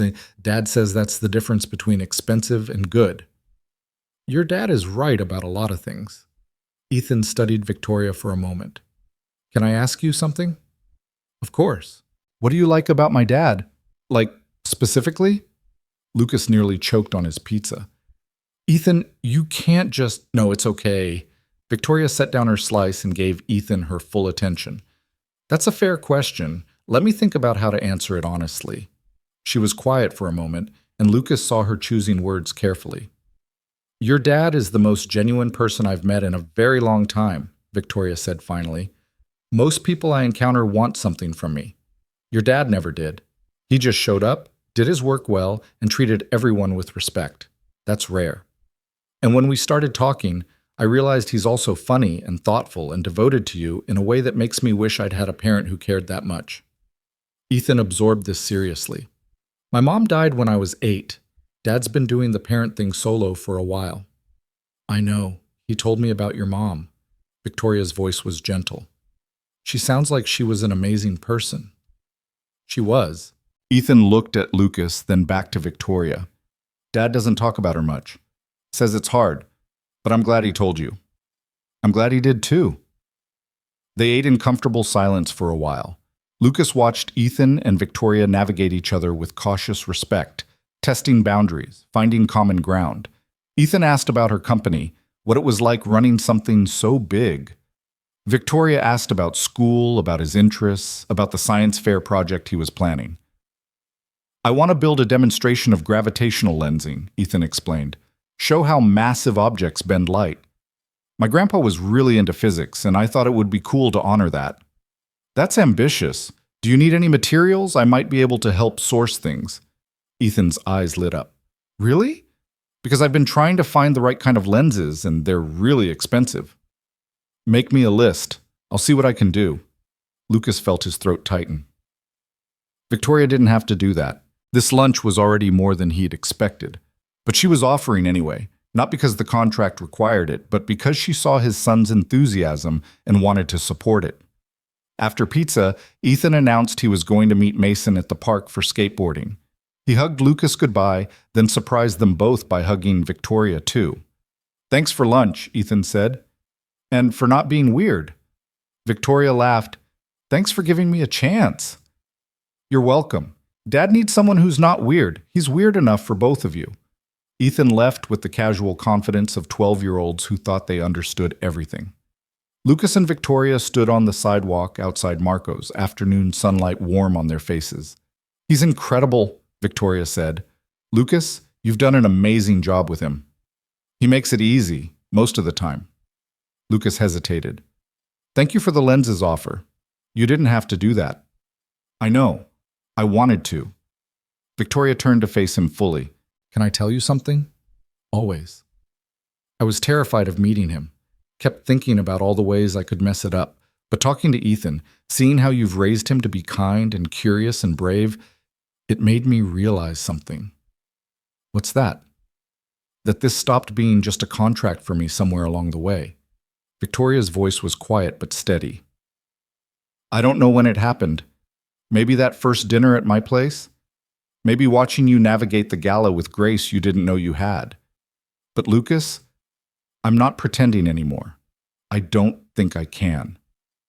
Lucas's heart hammered against his ribs. Victoria, you don't have to say anything. I know this complicates everything. I know it's not what we agreed to, but I needed you to know the truth. She stepped back, creating distance. I should go, let you process. Wait, Lucas caught her hand. You're not the only one who stopped pretending. The confession hung between them, massive and undeniable. Victoria's eyes searched his face. What are we going to do about this? I have no idea. But maybe we start by being honest about it. See where that takes us. That's terrifying. Yeah. But the alternative is lying to each other for 6 months, and that seems worse. Victoria laughed, the sound breaking tension. When did you become the brave one? I learned from my son. Apparently being weird is a family trait. They stood there on the sidewalk, hands clasped, while the neighborhood moved around them. Lucas felt exposed and vulnerable and more certain than he'd been about anything in 3 years. Come over tonight, Victoria said suddenly. After Ethan's asleep. We need to talk about this properly. Okay, 9:30? Perfect. Victoria squeezed his hand once more before leaving, and Lucas watched her disappear into a waiting car with the strange knowledge that everything had just changed. He spent the afternoon with Ethan at the park, half listening to skateboarding stories while his mind spun through implications. The contract had seemed straightforward. 6 months of performance, collect the money, move on. But emotions didn't follow contracts. Feelings developed without permission, and Lucas was definitely feeling something that had nothing to do with employment agreements. Amy called while Ethan was in the shower that evening, her timing impeccable as always. So, how'd the big lunch go? Good, really good actually. Ethan liked her. And? And what? Lucas, I've known you for 15 years. You've got that tone in your voice that means something significant happened. Spill. Lucas sank onto his couch, suddenly exhausted. I think I'm falling for her, Ames, which is possibly the stupidest thing I could do given the circumstances. Or possibly the smartest. Why does it have to be stupid? Because she's my boss. Because we have a contract that explicitly outlines this as a performance. Because when this ends in 6 months, I'll be right back where I started, except emotionally devastated. Who says it has to end? The contract does. Contracts can be renegotiated. People do it all the time. Amy's voice gentled. Lucas, you've been surviving for 3 years. Maybe it's time to actually live again, even if it's scary. It's terrifying. Good things usually are. Now go talk to her. Be honest. Figure out what you both actually want instead of what you think you're supposed to want. Lucas ended the call feeling fractionally less panicked. Amy was right. He needed to talk to Victoria, needed to understand what this thing between them actually was.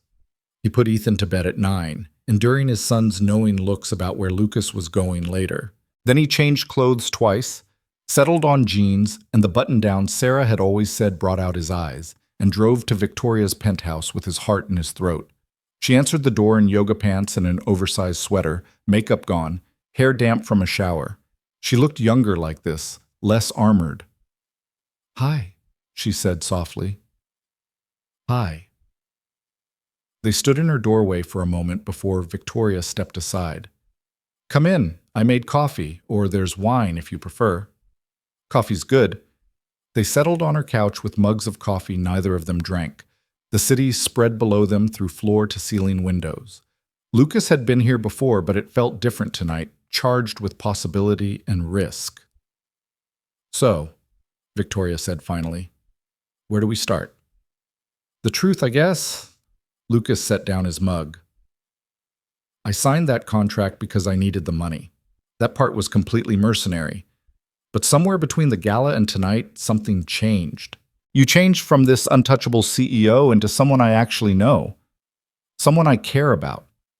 I felt it too, that shift. Victoria tucked her legs under her. I told myself it was just good acting, that we were both playing our parts well. But then you'd text me something funny from work, or we'd have those dinners, and I'd catch myself looking forward to seeing you. Not because of the contract, but because I genuinely wanted to spend time with you. That's terrifying to hear out loud. I know, because it means we have to make a choice. Victoria met his eyes. We can acknowledge these feelings and see where they go, knowing it might complicate everything. Or we can step back, maintain professional distance for the next 5 months, and honor the contract as written. What do you want to do? I asked you first. Lucas laughed despite the tension. Fair, okay, I want to be honest. I want to see what this could be if we stopped treating it like a transaction and started treating it like a relationship. But I'm also scared of what happens to my job, to Ethan, to everything if this goes wrong. Those are legitimate fears. Victoria was quiet for a moment. I can't guarantee this won't go wrong. I can't promise we'll work out long term. But I can promise that whether we're together or not, your job is secure. And Ethan is off limits for any fallout. Those things are non-negotiable. You'd put that in writing?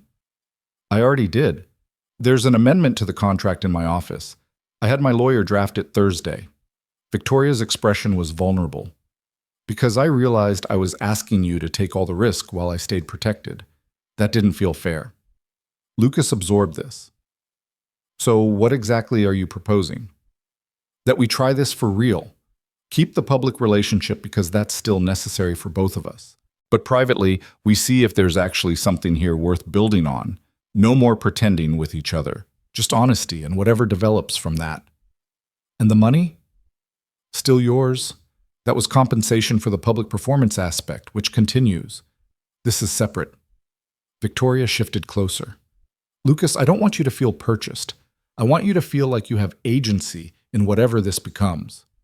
Lucas studied her face, looking for manipulation or calculation. He found only cautious hope and genuine uncertainty. Okay, he said finally, let's try this. Real dating, honest feelings, see what happens. Yeah? Yeah. But Victoria, I need you to promise me something. Anything. If this doesn't work, if we realize we're not compatible or whatever, we end it like adults. No drama. No using it against each other. We part ways with respect. I promise. Victoria extended her hand formally, and Lucas laughed at the absurdity of shaking hands on a relationship agreement. But he took her hand anyway, and instead of shaking it, he pulled her closer. Is this okay? He asked, suddenly uncertain. Very okay. Lucas kissed her then, soft and careful, giving her time to pull away.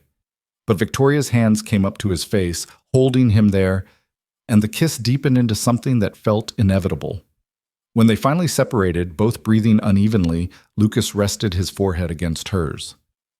That felt real, he murmured. It was real. That's the point. They stayed like that for a while, wrapped in each other, before Lucas reluctantly pulled back. I should go. It's late, and Ethan will worry if I'm not home when he wakes up. Of course. Victoria walked him to the door, and Lucas noted how her hand found his automatically now, fingers interlacing. Thank you for being brave enough to try this. Thank you for making it worth trying. Lucas drove home with his head spinning and his heart light, feeling like he'd just stepped off a cliff with no idea where he'd land, but trusting the fall anyway. The next few weeks established new patterns.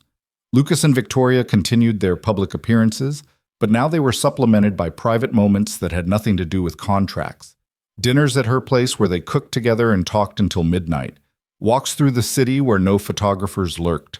Sunday mornings where Victoria would show up at Lucas's apartment with bagels and the Times, charming Ethan with her willingness to explain complex business concepts in terms of skateboarding economics. It felt like dating. Real, messy, wonderful dating. But the public aspect brought complications Lucas hadn't fully anticipated. The media attention intensified rather than fading. Every appearance generated think pieces about class and romance and whether CEOs should date employees. Lucas learned to ignore most of it, but some comments cut deeper than others. Gold digger using his kid to trap a billionaire. She's slumming until someone appropriate comes along. He's punching so far above his weight class, it's embarrassing. Victoria saw him reading comments one evening and gently took his phone away. Don't do that to yourself. Those people don't know you or us. Doesn't make it less harsh. No, but it makes it less relevant. Victoria settled next to him on her couch. Lucas, there will always be people who think they understand our relationship better than we do. The only opinions that matter are yours, mine, and Ethan's. Ethan thinks you're great, by the way. Asked me yesterday if you were going to move in. Victoria's eyes widened. What did you tell him? That it's way too early for that conversation. But he seemed disappointed. I'm not opposed to the idea. Eventually. When we're both ready. Victoria paused. Is that too much too soon? Probably, but I like that you're thinking about it. Work became more complicated as well. Marcus from PR pulled Lucas aside one Monday with concerns about perception. People are starting to wonder if you're getting preferential treatment, Marcus said carefully. The executive floor assignment, the schedule flexibility, it's creating resentment. I'm still doing my job. I know that. But optics matter. I need you to be extra careful about maintaining professionalism at work. No personal conversations where people can overhear. No public displays of affection. Keep it completely separate. Lucas understood the logic but chafed against the restriction. At work, he and Victoria barely acknowledged each other beyond professional courtesies. It felt like regression, like pretending again. But he did it because Marcus was right. The resentment was real and growing. Jerry noticed the shift. You doing okay, Reed? You seem tense lately. Just navigating complicated waters. Dating the boss will do that. Jerry studied him with those knowing eyes. Word of advice? Don't lose yourself trying to fit into her world. She fell for you, not some polished version you think she needs. How do you know she fell for me? Because I've got eyes. Way she looks at you when she thinks no one's watching. That's not performance, kid. That's real. The observation stayed with Lucas, particularly during moments when doubt crept in. Like the company dinner where Victoria's colleagues discussed vacation homes and investment portfolios, while Lucas nodded along, understanding maybe half the conversation. Or the charity auction where a single item cost more than Lucas made in 6 months and Victoria bid without blinking. The class divide wasn't going away. If anything, spending more time in Victoria's world made it more apparent. But then there were moments that made the divide feel irrelevant. Victoria showing up at Ethan's science fair and spending an hour helping him explain gravitational lensing to confused parents. Lucas teaching her how to change a tire when her car broke down. Her genuine delight at learning something practical.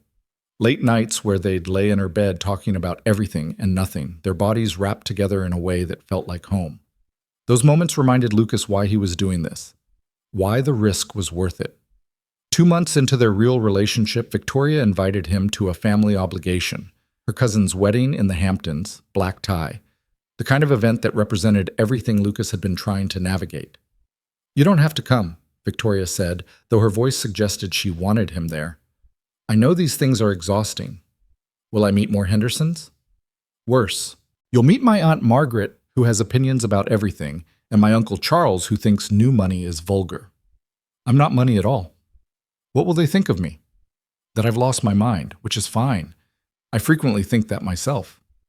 Victoria took his hand. But, Lucas, if you come, you'll understand my family. The pressure, the expectations, why I built my entire life around escaping them. Then I should probably come. Meet the people who made you. The wedding was exactly as exhausting as promised. Lucas wore another rented tuxedo and made small talk with people who asked what he did with tones that suggested they already knew he wasn't good enough for Victoria. He smiled through condescension and ignored pointed comments about appropriate matches. But he also watched Victoria navigate her family with the same strategic precision she used in boardrooms. And he finally understood why she'd needed the contract in the first place. These people were relentless. During the reception, Victoria's Aunt Margaret cornered Lucas while Victoria was busy with photographs. So, you're the maintenance worker everyone's talking about. Facilities management? Yes, ma'am. And you really think this relationship has a future? With someone like Victoria? Lucas considered several responses before settling on honesty. I think Victoria and I are figuring that out together. Whether we have a future isn't up to you or anyone else.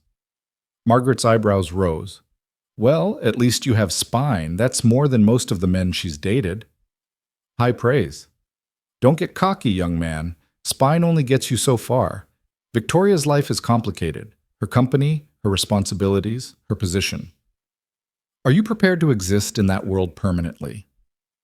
I don't know, Lucas admitted, but I care enough about her to try. Margaret studied him for a long moment.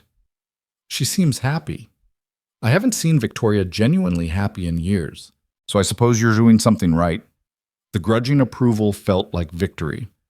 Later, Victoria found him on a balcony overlooking the ocean, taking a break from the relentless socializing. You survived, Aunt Margaret. That's impressive. She's terrifying, but fair. I respect that. Lucas pulled Victoria close, breathing in her perfume. This is your world, isn't it? Not the office or the penthouses. This old money, social climbing, everyone watching everyone else. This is the world I was born into. The office is the world I built to escape it. Do you think I can exist in either one permanently? Victoria pulled back to look at him. I think you can exist wherever you choose to exist. The question is whether you want to. What do you want? Honest answer, I want you in my life. However that works. But Lucas, I need you to understand what you'd be signing up for. The scrutiny never ends. The comments, the judgment, the people who'll always think you're not good enough. I can shield you from some of it, but not all of it. Lucas thought about Ethan asking if Victoria was moving in, about Jerry's advice not to lose himself, about his own fears of inadequacy. What if I'm not strong enough for this long term? Then we'll figure it out together. But Lucas, you're stronger than you think. You've survived grief and poverty and single parenthood. You can survive my family and social pressure. Victoria's voice was fierce. And anyone who makes you feel less than worthy can answer to me. Protective. I like this side of you. Get used to it. I don't let go of things I care about easily. They kissed there on the balcony while the reception continued inside, and Lucas felt something settle in his chest. Certainty, maybe. Or acceptance that he was in this completely, consequences be damned. The drive back to the city Sunday evening was quiet. Victoria dozed against Lucas's shoulder while he drove her car, and he thought about how natural this felt. How right. How terrifying. Because the deeper he fell, the more he had to lose. And Lucas had already lost so much in his life that the prospect of losing again felt paralyzing. But then Victoria stirred, her hand finding his on the gear shift, and Lucas remembered that love always involved risk. Sarah had taught him that. You couldn't protect yourself from loss by refusing to love. You just ended up alone. Monday brought unexpected complications. Lucas arrived at work to find Jerry waiting with a grim expression. "Reed, we need to talk. My office, now." Lucas followed with growing dread. Jerry closed the door and handed him a printed email. This came through HR this morning. Anonymous complaint about preferential treatment. They're requesting an investigation into your relationship with Ms. Hale and whether it violates company policy. Lucas read the email twice, his stomach sinking. This is from Henderson, isn't it? Can't prove it, but timing's suspicious. Jerry sighed. Look, I know your relationship is legitimate, but HR has to investigate any formal complaint. That means interviews, documentation review, the whole process. What does that mean for me? Probably nothing if everything's above board. But Lucas, they're going to ask questions about how you met, when the relationship started, whether there was coercion. You need to be prepared for that. Lucas texted Victoria immediately. We have a problem. She called back within minutes. What happened? He explained the complaint and investigation. Victoria was silent for a long moment. This is my fault. I should have anticipated Henderson would try something like this. It's not your fault. He's being vindictive. Still, I'm going to talk to legal, see what our options are. And Lucas, I need you to be completely honest during the investigation. Tell them everything exactly as it happened. Even the contract? Victoria hesitated. Especially the contract. We can't hide it, but we can explain it truthfully, that it was mutual, consensual, with protections for both parties. The investigation started Wednesday. Lucas spent 2 hours with HR answering questions that felt simultaneously invasive and necessary. Yes, their relationship had developed while he was employed there. No, there had been no coercion. Yes, Victoria had offered financial compensation, but that was for public appearances, not the relationship itself. The HR representative, a woman named Susan, who'd always seemed kind, took notes with a carefully neutral expression. Mr. Reed, I need to ask this directly. Do you feel pressured to maintain this relationship? Is there any sense that your job depends on continuing to date Ms. Hale? No. Victoria's been very clear that my job is secure regardless of our relationship status. She even put it in writing. Can you provide that documentation? Lucas provided the contract amendment Victoria had drafted. Susan read it carefully. This is actually pretty thorough. It protects both of you. She looked up.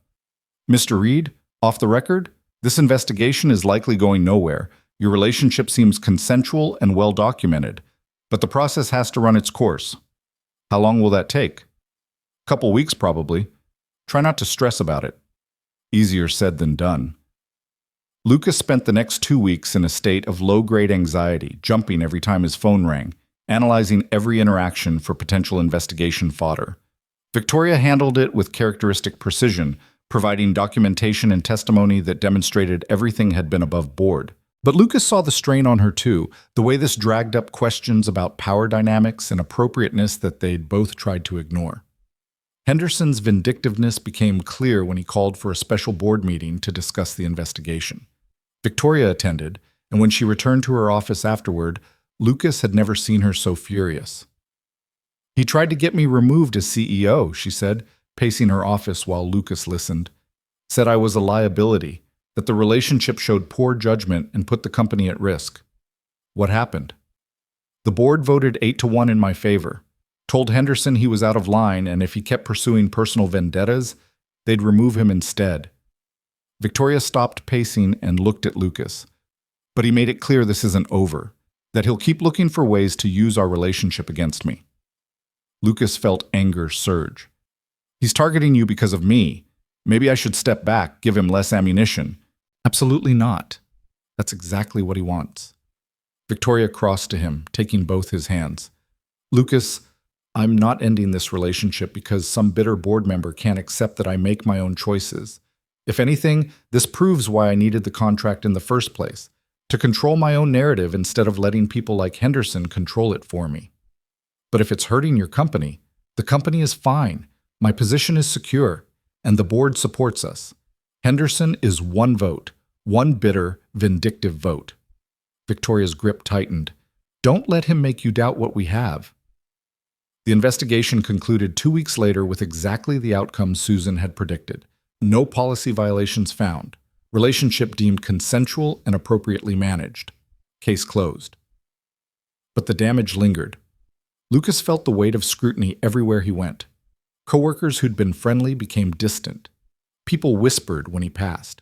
The invisible man had become hypervisible in the worst possible way. He tried to push through it, to maintain the same work ethic that had sustained him for 3 years. But it felt different now, tainted by association and resentment. Victoria noticed his withdrawal.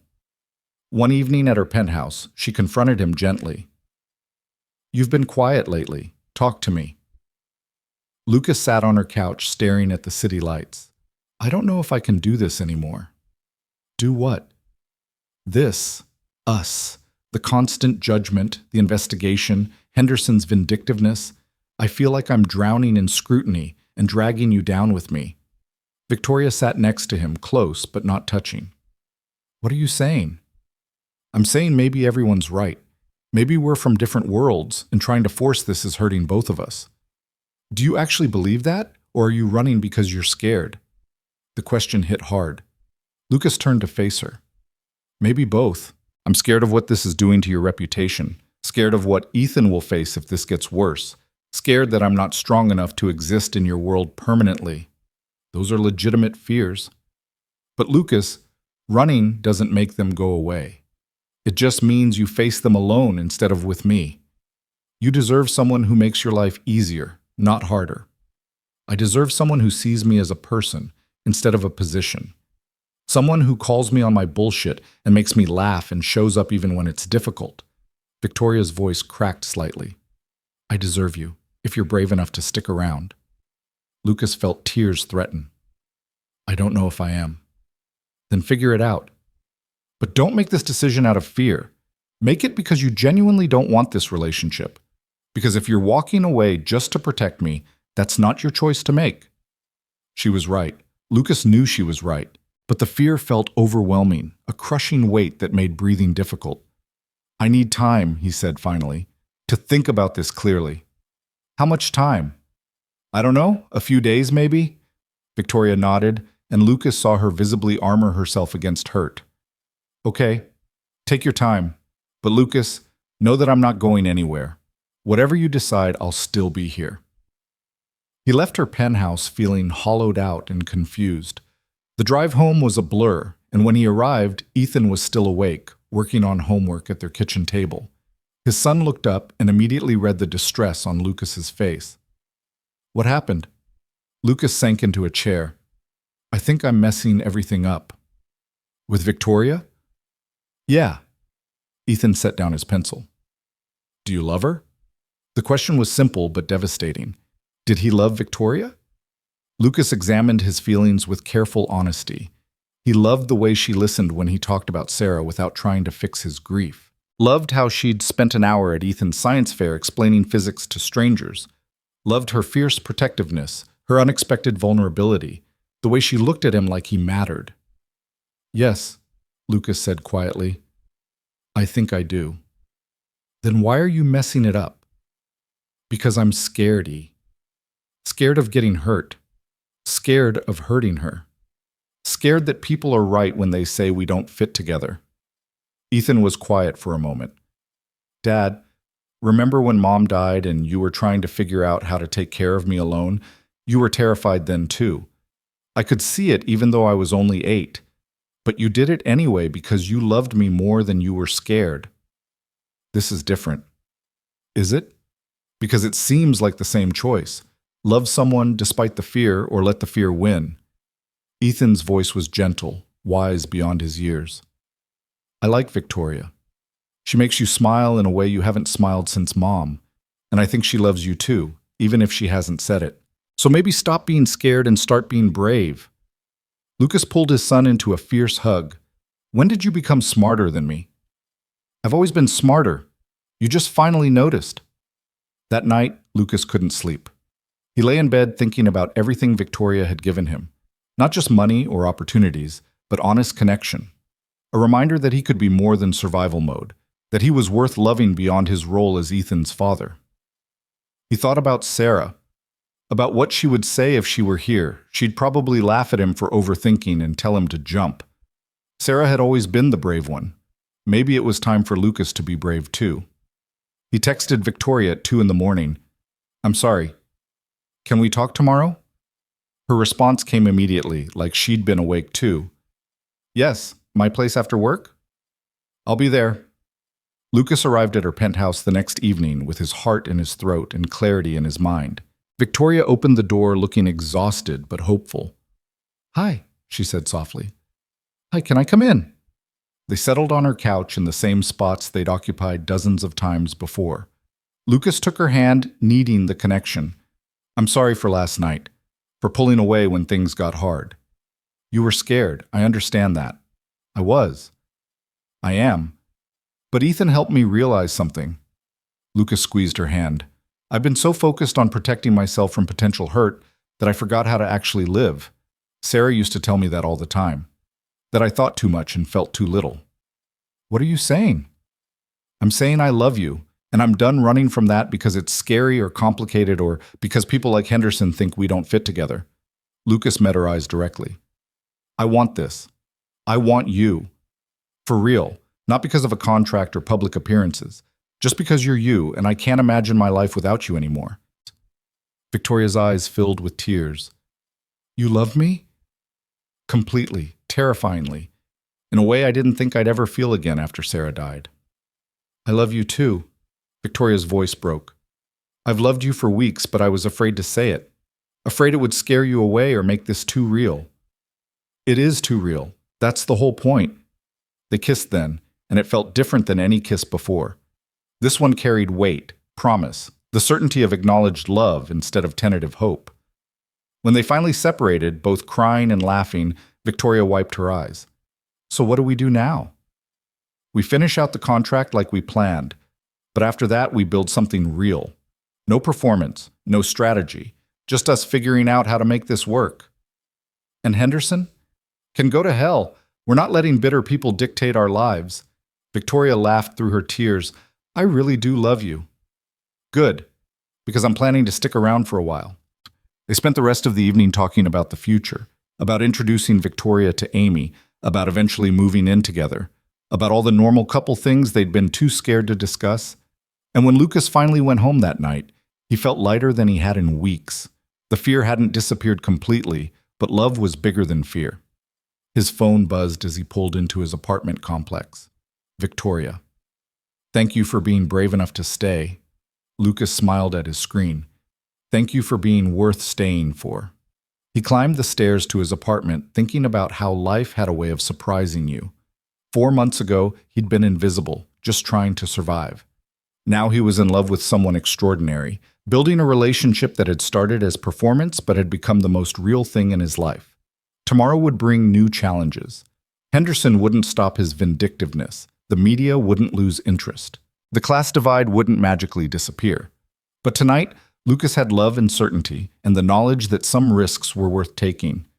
That felt like enough. The certainty lasted exactly 3 weeks before reality delivered its next complication. Lucas was at work when Marcus from PR appeared with an expression that promised nothing good. Conference room, now. Victoria's already there.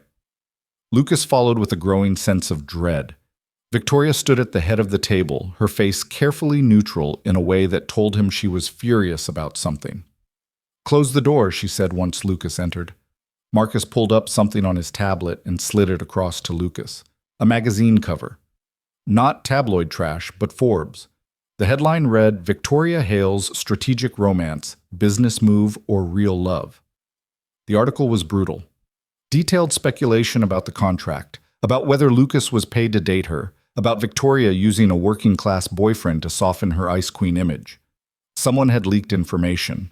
Not everything, but enough to make their relationship look calculated and false. Who did this? Lucas asked, though he already knew.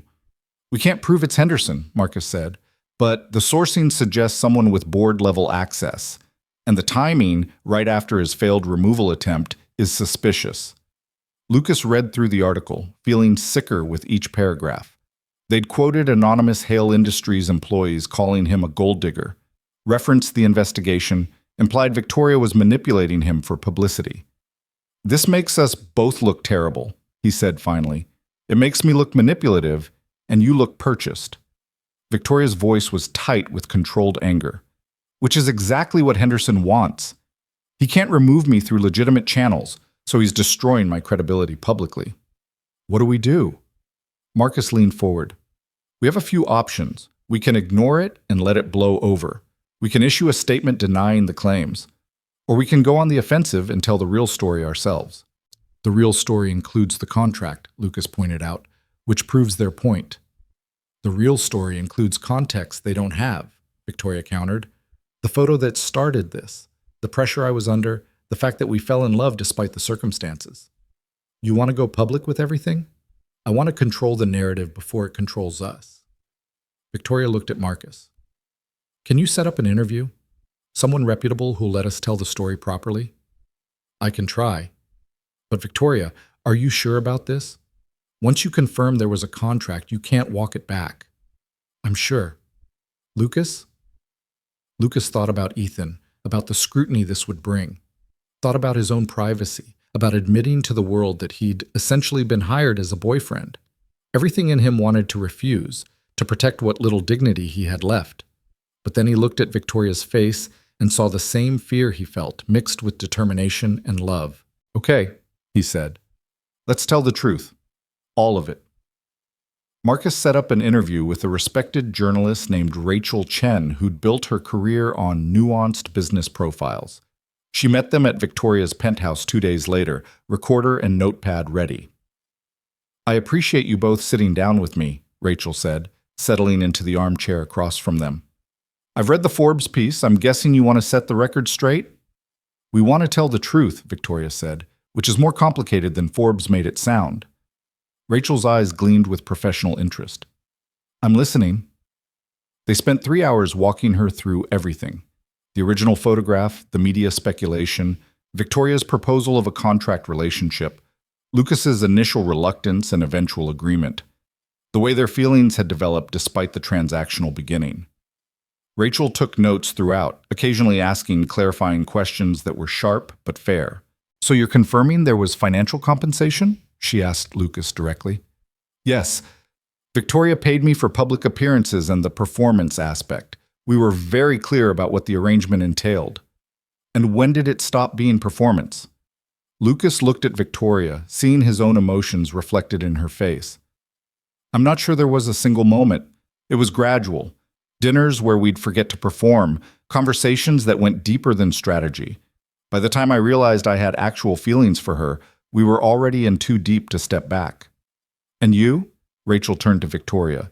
When did you fall in love with him? Victoria was quiet for a moment. The first time he challenged me.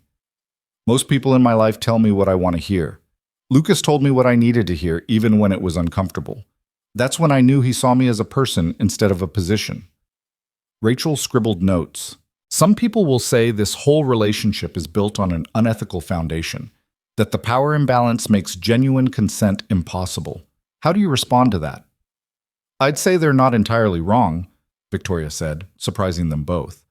The power imbalance is real. I had advantages Lucas didn't, but we tried to mitigate that through explicit contracts, legal protections, and constant communication. Was it perfect? No. But we did our best to ensure Lucas had agency throughout. And did you feel you had agency? Rachel asked Lucas. Most of the time, yes. Victoria was very clear I could walk away whenever I wanted. She put that in writing, but I won't pretend the money didn't influence my decision. I needed it. My son needed it. That was part of my calculation. Do you regret signing the contract? Lucas considered the question honestly. I regret that we needed it in the first place. I regret that we couldn't just meet normally and date without all this complexity.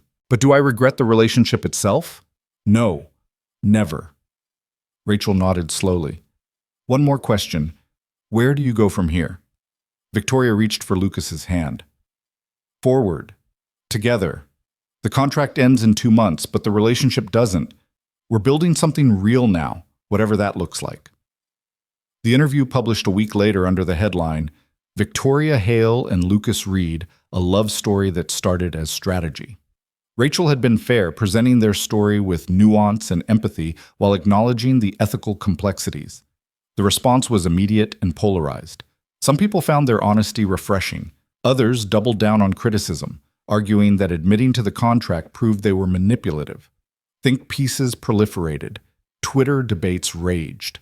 Everyone had opinions. Lucas tried to ignore most of it, but the intensity was overwhelming. His phone rang constantly with interview requests. Reporters showed up at his apartment building. Someone tracked down Amy and tried to get quotes about Lucas's character. The worst came when a reporter approached Ethan outside school. Lucas got the call from the principal at 2 in the afternoon. Mr. Reed, there was an incident today. A woman claiming to be a journalist tried to interview Ethan during dismissal. He had the good sense to find a teacher, but I thought you should know. Lucas's vision went red. Is he okay? Shaken but fine. We filed a complaint with the police and increased security for dismissal. But Mr. Reed, I need to be frank. This situation is creating disruption. Other parents are concerned. I understand. I'll handle it. Lucas picked up Ethan early, found him in the principal's office, looking smaller than his 12 years. The drive home was silent until Ethan finally spoke. She asked if you were dating Victoria for money. If Victoria bought you. His voice was small, hurt. I didn't know what to say. Lucas pulled over, unable to drive through the fury and guilt consuming him. I'm so sorry, E. This should never have touched you. Never. Is it true? Did she buy you? No, it's more complicated than that, but no, she didn't buy me. We love each other. That part is completely real. Ethan nodded but didn't look convinced. Can we just go home? That evening, after Ethan was in bed, Lucas called Victoria. A reporter approached Ethan at school today. He heard her sharp intake of breath. Is he all right? Physically, yes. But Victoria, he asked if you bought me. He's 12 years old and some stranger made him question whether his father's relationship is real. Lucas, I'm so sorry. This is my fault. I should have anticipated. It's not your fault. It's Henderson's. It's the media's. It's this whole situation. Lucas exhaled shakily. But we need to do something. I can't have Ethan targeted because of us. What do you want to do? Lucas looked at his sleeping son's closed door. I don't know, but something has to change. Victoria arrived at his apartment an hour later, still in her work clothes, her face drawn with worry and guilt. Lucas let her in, and they sat on his worn couch in the dim living room. I've been thinking, Victoria said, about options, ways to protect Ethan from this. I'm listening. We could end the public relationship, keep seeing each other privately, but announce we've split. Remove the target from both of you. Lucas's chest tightened. You'd do that? For Ethan? For you? Yes, absolutely. Victoria's voice was firm despite the pain in her eyes. I love you, Lucas. That means protecting the things you love. And I know Ethan is everything to you. He is, but Victoria, I love you too. And hiding what we have feels like letting them win. Sometimes tactical retreat is smarter than fighting. Maybe, but I'm tired of strategy. I'm tired of calculating every move. Lucas took her hands. What if we just lived our lives? Stopped responding to the media, stopped caring what people think, and focused on what actually matters? That's harder than it sounds when reporters are approaching your son. I know, but I think engaging with them makes it worse. They want reactions, responses, drama. What if we give them nothing? Victoria was quiet, considering. You're talking about going completely private. No more public appearances, no statements, nothing they can use. Exactly. Let the story die from lack of oxygen. That could work, but Lucas, it means the contract is void. You wouldn't get the remaining payments or the severance. Lucas had almost forgotten about the money, which seemed absurd given how desperately he'd needed it 4 months ago. I don't care about the money anymore. I care about Ethan's safety and our relationship. That's it. The money was supposed to change your life, give you stability. You changed my life. The money was just money. Lucas squeezed her hands. Besides, I've been saving what you already paid me. That plus what I've earned normally is enough to make a difference. We'll be okay. Victoria's eyes filled with tears. You're giving up $100,000 to protect what we have. I'm choosing you over money. That seems like an easy call. She kissed him then, desperate and grateful and full of love that felt too big for the small apartment. When they separated, both were crying. Okay, Victoria said. We go private. Radio silence on the relationship. Let everyone speculate while we just live. Together? Definitely together. They drafted a statement that night, short and final. Victoria Hale and Lucas Reed have decided to keep their personal relationship private going forward. They will not be making further public statements or appearances together. They ask that their privacy and the privacy of Mr. Reed's family be respected. Thank you. Marcus published it the next morning. The media exploded with speculation about whether they'd broken up or were simply retreating from scrutiny. Lucas and Victoria ignored all of it. The next 2 weeks were strange. Lucas continued working at Hale Industries but was transferred to a different floor at his own request, removing any appearance of impropriety. He and Victoria saw each other only in private, at her penthouse or his apartment when Ethan was asleep. It felt like dating in secret, which was ironic given how public their relationship had been. But there was also freedom in it. No photographers, no comments, no performance. Just 2 people figuring out how to build a life together. Henderson made one final play 3 weeks before the original contract was set to expire. He called a board meeting and demanded Victoria's resignation, citing the relationship scandal as proof of poor judgment. Victoria came home from that meeting looking exhausted but satisfied. What happened? Lucas asked, pulling her into his arms. The board voted unanimously to remove Henderson from his position. Turns out he'd been leaking confidential information to the press, which violates about 6 different regulations. They had evidence from IT. Victoria smiled against Lucas's shoulder. He's gone. Actually gone this time. How do you feel? Relieved, vindicated, and really, really tired of corporate politics. Maybe it's time for a break. When's the last time you took a vacation? Victoria pulled back to look at him. I don't take vacations. There's always too much work.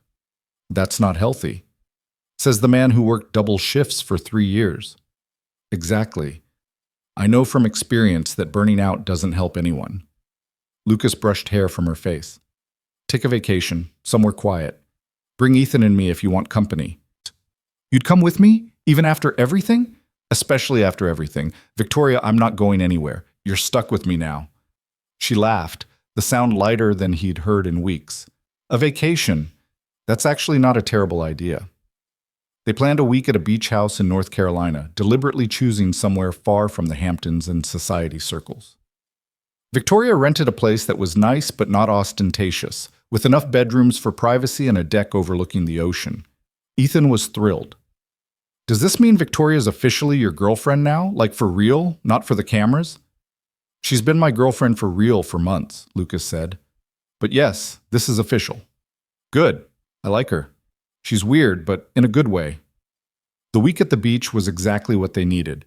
Lucas taught Victoria how to body surf. Ethan showed her his collection of shells and explained tidal patterns with the enthusiasm only 12-year-olds could muster.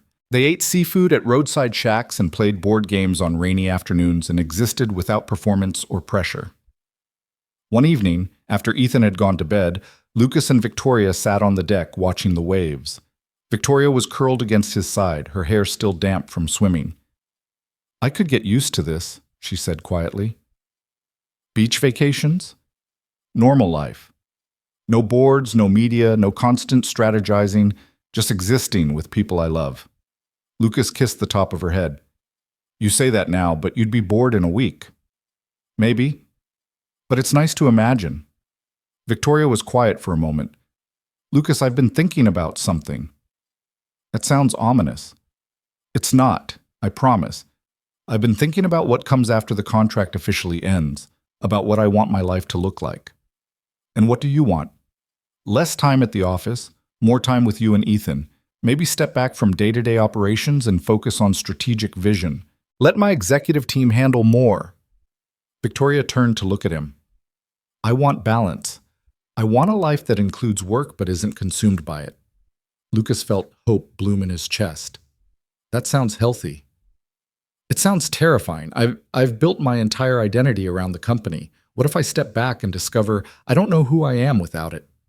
Then we figure that out together. But Victoria, you're so much more than your job. You're funny and kind and surprisingly good at explaining gravitational lensing to 12-year-olds. Those parts of you exist independent of Hale Industries. You really believe that? I know that. I've seen it. Lucas pulled her closer. Besides, whoever you are without the company is the person I fell in love with. The real you, not the CEO persona. Victoria kissed him, soft and lingering. I don't deserve you. Yes, you do. Stop underselling yourself. They stayed on the deck until the stars came out, talking about futures and possibilities and all the ways their lives might intertwine. Lucas felt more hopeful than he had in months, like maybe they'd actually survive this. The vacation ended too soon, as vacations always did. They drove back to the city on a Sunday afternoon, Ethan dozing in the back seat while Lucas and Victoria traded driving shifts. Back to reality tomorrow, Victoria said as they hit city traffic. Reality doesn't have to be bad. We made it through the worst. Everything from here should be easier. Victoria smiled but didn't answer, and Lucas wondered if she believed him or if she was just being kind. Monday brought Lucas back to his maintenance work with a strange sense of relief. The job was familiar, comfortable, a return to routines he understood. Coworkers still whispered, but the intensity had faded. He was becoming old news, which felt like victory. Victoria returned to her office and immediately dove into board meetings and strategic planning, but she made it home by 6 most evenings. A radical change from her previous schedule. They'd have dinner together, sometimes with Ethan, sometimes just the two of them, building rhythms and patterns of actual domestic life. 2 weeks after their vacation, Victoria showed up at Lucas's apartment with a proposition that made his heart stop. Move in with me. Lucas stared at her. What? Move in with me. You and Ethan. My penthouse is huge. There's plenty of space. Ethan could have his own room, his own bathroom. Better school district, too. Victoria spoke quickly, nervously. I know it's fast. I know we said we'd take things slow after the contract ended, but Lucas, I'm tired of sleeping alone. I'm tired of saying goodnight at your door and going home to an empty apartment. I want you there. Both of you. Lucas's mind raced through logistics. Ethan's school, the commute, the massive change this would represent. But underneath the practical concerns was something simpler. He wanted this too. Can I think about it? Talk to Ethan? Of course. Take all the time you need. Victoria paused. But Lucas, I'm serious about this. I'm not asking casually. I want to build a life with you. Actually build it, not just talk about it theoretically. I know, that's why I need to think about it properly. Because if we do this, it's real. It's permanent. It's us saying this relationship is the foundation we're building everything else on. Victoria nodded. You're right. Think about it. Talk to Ethan. Just know that whatever you decide, I love you. That doesn't change. After she left, Lucas sat Ethan down for a serious conversation. Victoria asked us to move in with her. What do you think about that? Ethan's eyes widened. Like, to her fancy apartment? Yeah, you'd have your own room, better school, all of that. But it's a big change. I need to know how you feel about it. Ethan was quiet, thinking with the careful deliberation that reminded Lucas so much of himself. Would we keep this apartment? Probably not. Too expensive to maintain two places. So we'd be like a real family? You, me, and Victoria? Lucas's throat tightened. Yeah, buddy, we'd be a real family. Would Victoria be my stepmom? Eventually, maybe. We'd have to get married first. Are you going to marry her? The question should have felt premature. They'd only been together publicly for 4 months, really together for maybe 3. But Lucas knew his answer with absolute certainty. I think I will. Someday. When we're both ready. Ethan nodded slowly. I think we should move in with her. She makes you happy. And I like her. And the idea of having my own bathroom is pretty cool. Lucas laughed despite the emotion threatening to overwhelm him. Those are good reasons. Plus, if we're there, you can make sure she doesn't work too much. She needs someone to remind her to eat dinner and take breaks. You're very wise. I know. So are we doing this? Lucas pulled his son into a hug. Yeah, I think we are. He called Victoria that night. Okay? Okay? Okay, we'll move in. Ethan's on board. I'm on board. Let's do this. Victoria's delighted laugh made Lucas's heart soar. Really? You're sure? I'm terrified and excited and completely sure. When do you want us? Is next month too soon? Next month is perfect. They spent the following weeks planning the logistics. Lucas gave notice on his apartment, the one he'd lived in since Sarah died, feeling both sad and relieved to close that chapter. Victoria hired movers and decorators and made sure Ethan's new room reflected his interests. The actual move was chaotic and wonderful. Ethan raced through the penthouse claiming spaces while Lucas and Victoria directed movers and tried not to get in each other's way. By evening, boxes were everywhere and nothing was organized, but it felt like home anyway. That night after Ethan was asleep in his new room, Lucas and Victoria collapsed on her bed, exhausted. We did it, Victoria said. You live here now. We live here. That's still surreal. Good surreal or bad surreal? Lucas pulled her close. The best surreal. I wake up with you tomorrow, and the day after that, and every day for as long as you'll have me. That's a dangerous promise. I might hold you to it forever. I'm counting on it. They fell asleep tangled together, and Lucas thought about how far they'd come from that morning when Victoria had straightened his tie. From performance to reality, from contract to commitment, from invisible to cherished. The next morning, Lucas woke to the smell of coffee and the sound of Ethan and Victoria laughing in the kitchen. He padded out in pajamas to find them making pancakes, badly, flour everywhere. Dad, Ethan called out. Victoria doesn't know how to flip pancakes. She's terrible at it. I'm learning, Victoria protested. It's harder than it looks. Lucas joined them, taking over pancake duty while Victoria and Ethan set the table. It was domestic and messy and absolutely perfect. This was his life now, Not survival mode, not careful budgeting and invisible work and constant worry. This was actually living, with people he loved, building something that mattered more than money or status or other people's opinions. The contract that had started everything was officially void now, expired and irrelevant. But what they'd built on that transactional foundation had become something neither of them had expected. They'd become a family. Later that week, Marcus called with news that the Forbes article had been discredited. The journalist who wrote it had been found fabricating sources and was facing professional consequences. Several publications were running corrections and apologies. "Thought you'd want to know," Marcus said. "Henderson's leak got him fired, and the story that resulted is being retracted. Pretty much complete victory for you guys." Lucas thanked him and hung up, but didn't feel victorious. Just tired of the whole thing. "What was that?" Victoria asked, looking up from her laptop. "Vindication. The Forbes piece is being retracted." "We won? I guess. Does it matter?" Victoria closed her laptop and moved to sit next to him on the couch. "No, it doesn't. We already won. Everything else is just noise." Lucas kissed her, grateful for the perspective.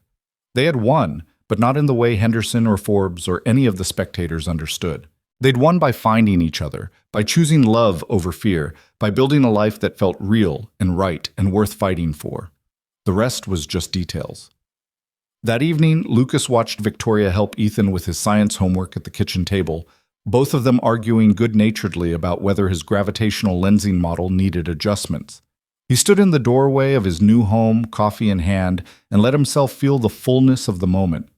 Months ago, he'd been invisible, struggling, alone despite Ethan's presence. Now he was seen, stable, and part of something bigger than himself.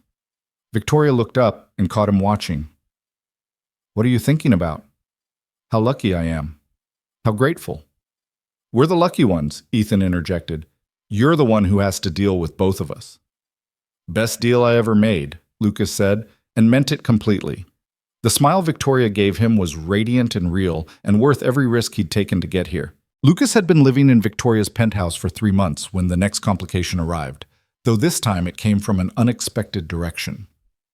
He was making coffee on a Saturday morning when Victoria's phone rang with a number she clearly recognized and didn't want to answer. "Who is it?" Lucas asked, noting how her face had gone carefully blank. "My mother." Lucas nearly dropped the coffee pot. "I didn't know your mother was still alive. You said your parents were dead." "I said they were dead to me. Technically, my mother is very much alive and living in Connecticut with her 4th husband." Victoria stared at the ringing phone like it was a snake. "I haven't spoken to her in 5 years. Are you going to answer?" Victoria let it go to voicemail, but 30 seconds later a text came through. Lucas saw Victoria's face change as she read it. "What does she want?" "To meet you. Apparently she's heard about us through the society gossip channels and has decided she needs to approve my choice of partner." Victoria's voice was bitter, as if her approval has ever mattered to me. "Do you want to see her?" "No, but she's threatening to come here if I don't agree to lunch, and I'd rather control the setting than have her show up unannounced." Lucas moved behind her, wrapping his arms around her waist. "Then we'll do lunch. Face her together." "Lucas, you don't have to do this.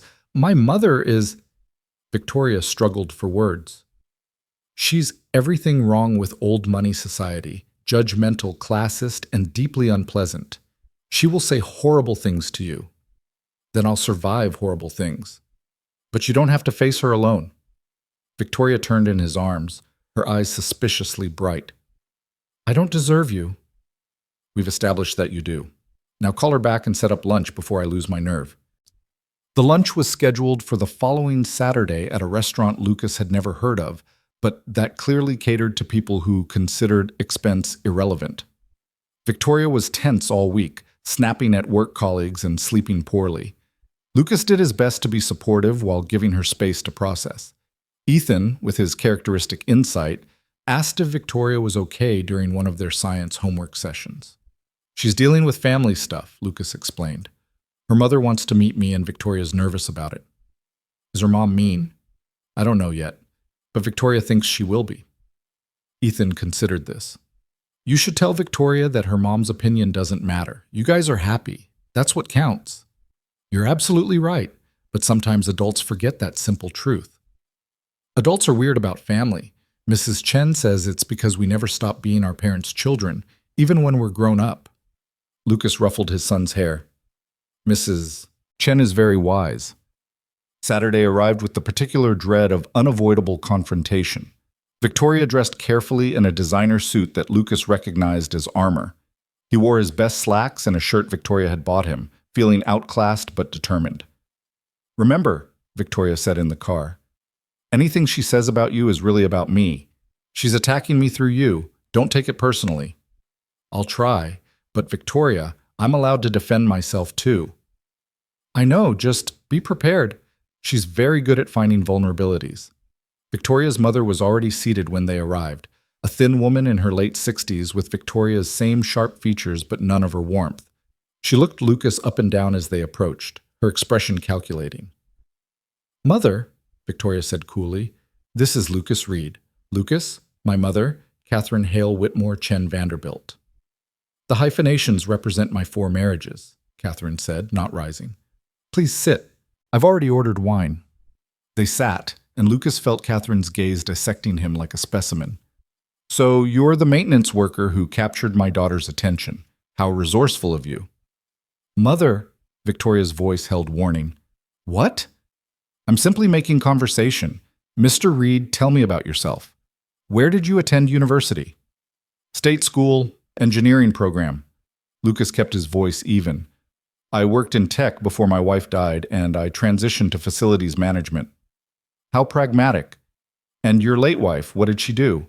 She was a teacher, elementary education. How noble. Catherine's tone suggested nobility was code for poverty.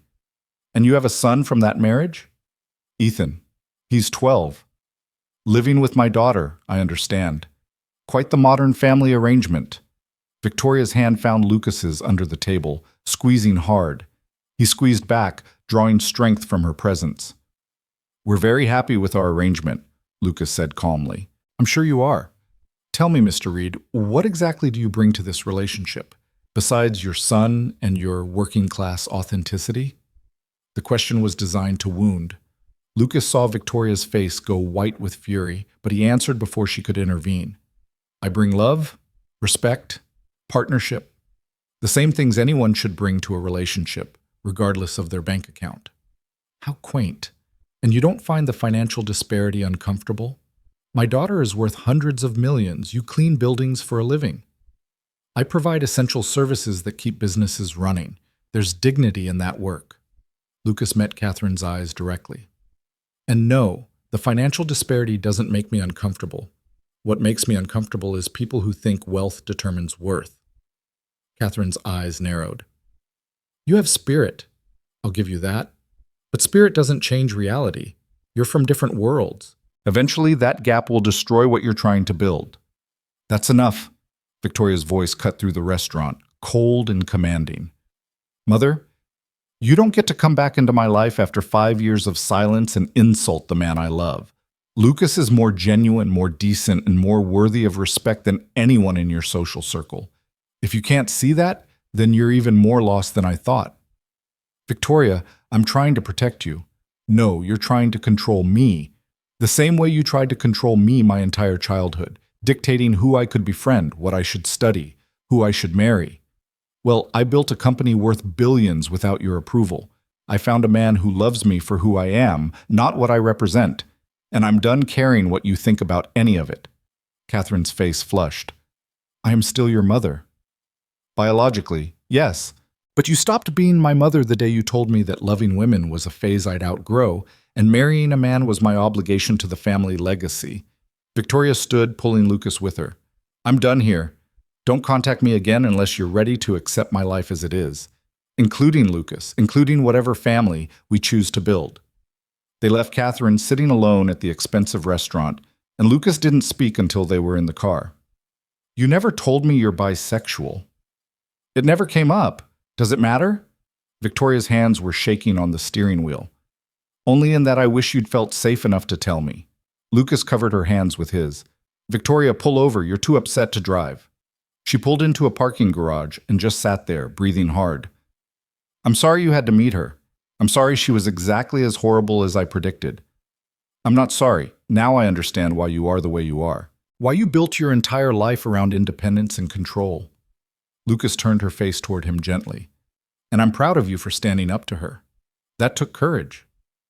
I should have done it years ago. You did it when you were ready. That's what matters. Lucas paused. So, about the bisexual thing, any ex-girlfriends I should know about?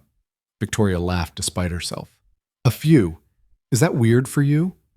No weirder than anything else about us. I'm just glad you chose me out of all the options available. You weren't an option, Lucas. You were inevitable. From the moment you looked at me like I was a person instead of a position, I was done for.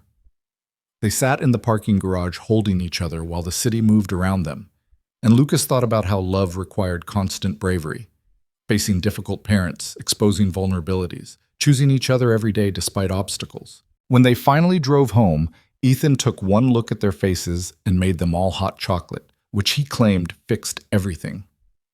Victoria hugged him fiercely, and Lucas felt his heart expand watching his two favorite people comfort each other. That night, after Ethan was asleep, Victoria pulled out her laptop with determined focus. What are you doing? Lucas asked. Writing my mother out of my will, also sending a formal letter through my lawyer establishing boundaries. If she wants a relationship with me, it'll be on my terms, not hers. That's very healthy. Therapy would be proud. Victoria looked up from her typing. Lucas, I need to tell you something about my past relationships. Lucas set aside his book. Okay. I told you I've never had a relationship that wasn't scrutinized or used against me. That's true. But it's also true that I sabotaged most of them before they could get serious. Picked people I knew wouldn't work long term. Kept everyone at a distance. Why are you telling me this? Because you deserve to know that I'm terrified. That every day I wake up waiting for you to realize you could do better. That I'm difficult and controlling and come with family baggage that would make most people run. Lucas moved to sit next to her. And every day I wake up grateful that somehow, impossibly, you chose me. That you see something in me worth building a life around. We're both terrified, Victoria. That's normal. It is? Loving someone means giving them power to hurt you. That's always scary. But the alternative is staying alone and safe and missing out on this. He gestured between them. I'll take the fear if it comes with you. Victoria closed her laptop and kissed him, deep and certain and full of unspoken promises. When they separated, she rested her forehead against his. I want to marry you, someday, when we're both ready. Lucas's heart stopped. That's a hell of a thing to say casually. I'm not saying it casually. I'm saying it because my mother made me realize that I'm done living for other people's approval. I want to marry you because you make me happy, because Ethan makes me happy, because this weird little family we've built is the best thing I've ever created. We've only been really together for 6 months. I know, that's why I said someday, not tomorrow. But I wanted you to know my intentions, that I'm in this for the long term, that I'm not going anywhere. Lucas pulled her into his lap, holding her tight. Good, because I'm not going anywhere either. And yes, someday I want to marry you too. They sat like that for a long time, wrapped in each other and the certainty of their commitment. The months that followed were quieter, deliberately so. Lucas and Victoria settled into domestic routines that felt revolutionary in their normalcy. She taught him to appreciate wine beyond whether it was red or white. He taught her how to fix things instead of immediately calling someone to do it. They fought occasionally, usually about Victoria working too much or Lucas being too self-sacrificing, but they fought fair and made up honestly. Ethan thrived in his new school, making friends and excelling in advanced science. His gravitational lensing project won first place at the regional science fair, and Victoria's pride was as fierce as Lucas's. Work became less complicated as the gossip finally died down. Marcus reported that the company's reputation had actually improved, Victoria's relationship humanizing her in ways her business success hadn't. Lucas was promoted to facilities supervisor, a position that came with better pay and regular hours. He tried to refuse, worried it looked like favoritism, but his boss Jerry set him straight. Reed, you've been doing supervisor work for 2 years without the title or pay. This is overdue recognition, not a handout. Take the damn promotion. So he did, and found he was good at managing people and systems. The invisible work became visible, but now Lucas had the authority to ensure it was valued and compensated fairly. A year after moving in together, Victoria came home with surprising news. She'd been offered a position on a prestigious board that would require stepping back from day-to-day operations at Hale Industries.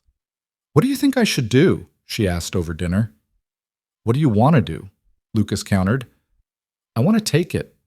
I want to have time for us, for Ethan, for actually living instead of just working. But I'm scared. The company has been my identity for so long. Then maybe it's time to build a new identity. One that includes the company but isn't consumed by it." Victoria looked at Ethan. "What do you think?"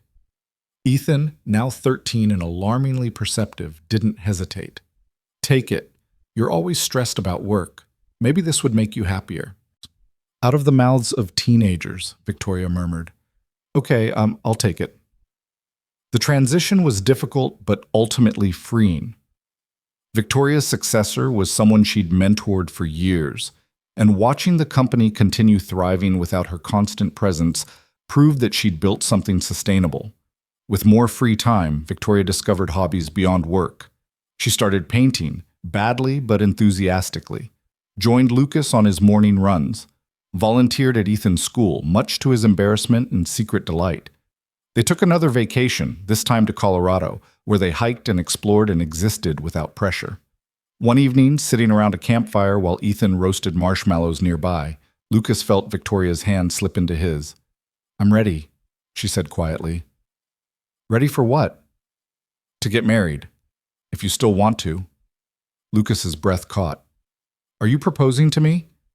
"I'm saying I'm ready if you are. No pressure, no timeline. Just putting it out there." Lucas looked at Ethan, who was carefully pretending not to eavesdrop while clearly hanging on every word. Looked at Victoria, her face open and vulnerable in the firelight. Thought about the journey they'd taken from that first morning when she'd straightened his tie. "Yeah," he said. "I'm ready too." Ethan whooped, marshmallow forgotten. "Finally! I thought you'd never get around to it." They got married 3 months later in a small ceremony that deliberately excluded press and society obligations. Just family and close friends, in a garden that Victoria rented for the day. Amy served as Lucas's best person, crying through the entire ceremony. Ethan walked Victoria down the aisle, solemn and proud in his new suit. Marcus handled media inquiries with a simple statement. Victoria Hale and Lucas Reed were married in a private ceremony. They request privacy during this happy time. The media mostly complied. The story old enough now to have lost its sensational edge. Catherine sent a gift but didn't attend, which everyone agreed was for the best. Victoria donated the gift to charity without opening it. Their vows were simple and honest. Lucas promised to love Victoria through complexity and chaos, to see her as she actually was instead of who others expected her to be. Victoria promised to let him in, to share both triumphs and vulnerabilities, to build a life based on partnership instead of control.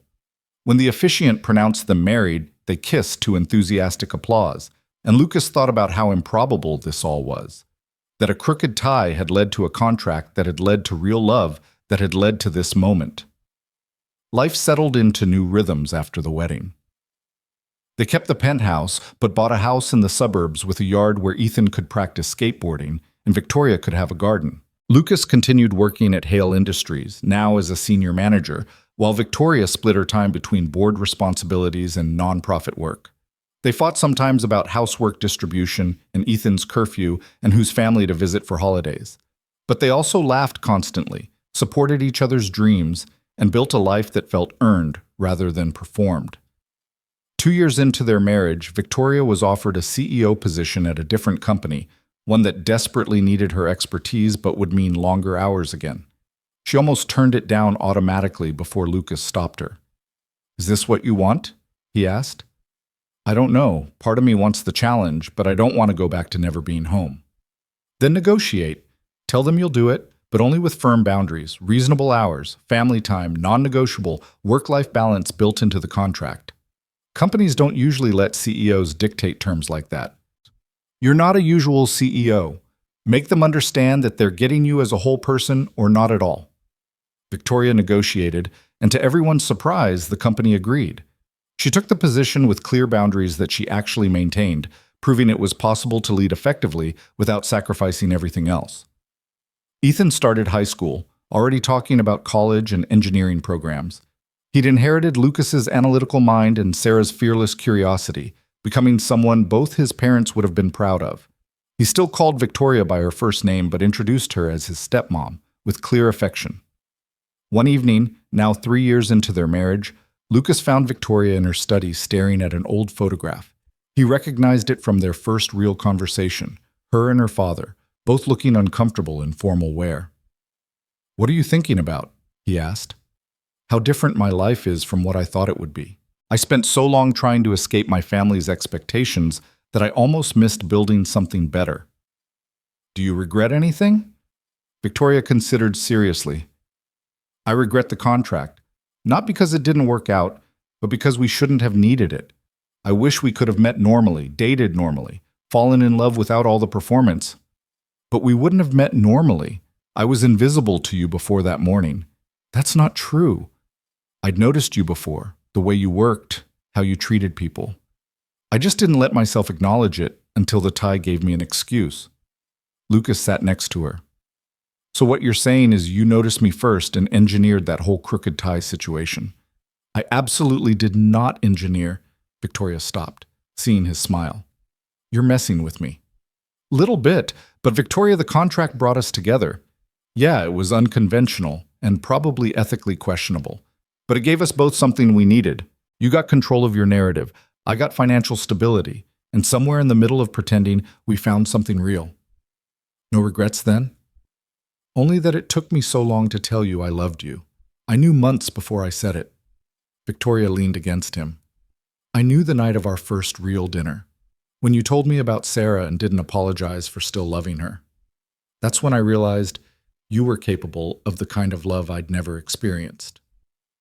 They sat in comfortable silence, Victoria's head on Lucas's shoulder, while evening light filtered through the windows. In the living room, Ethan was video calling friends about some school project, his laughter drifting through the house. "We did good," Lucas said finally. "We did. Despite everything, we built something beautiful." The next morning, Lucas woke before Victoria and made coffee the way she liked it. He brought it to her in bed, a weekend ritual they'd established. She smiled sleepily and pulled him back under the covers. "What's the plan for today?" she asked. "Ethan has skateboarding at 10. We promised to watch his new trick. Then I thought maybe we could try that new restaurant downtown." "Perfect. Normal, domestic, wonderfully boring." "Boring is good. Boring is everything I never knew I wanted." They stayed in bed longer than necessary, talking about nothing important, before the demands of the day pulled them forward. But even doing laundry and grocery shopping felt meaningful when done together. That evening, preparing dinner while Ethan did homework and Victoria answered emails, Lucas caught his reflection in the kitchen window. He looked happy. Not the careful, controlled expression he'd maintained for so long, but genuinely, deeply happy. He thought about the man he'd been 4 years ago. Invisible, struggling, surviving, but not living. That Lucas had signed a contract out of desperation, never imagining it would lead here. Victoria came up behind him, wrapping her arms around his waist. "What are you thinking about?" "How far we've come. How different everything is." "Good different?" "The best different." Lucas turned to face her. "Victoria, do you remember that first morning when you fixed my tie?" "Of course. I think about it all the time." "What made you do it, really?" Victoria was quiet for a moment, her expression thoughtful. "I saw you. Actually saw you for the first time instead of looking through you, and your tie was crooked, and I thought, without really thinking, that I should fix it. Just a small kindness. I didn't know it would change everything." "But it did.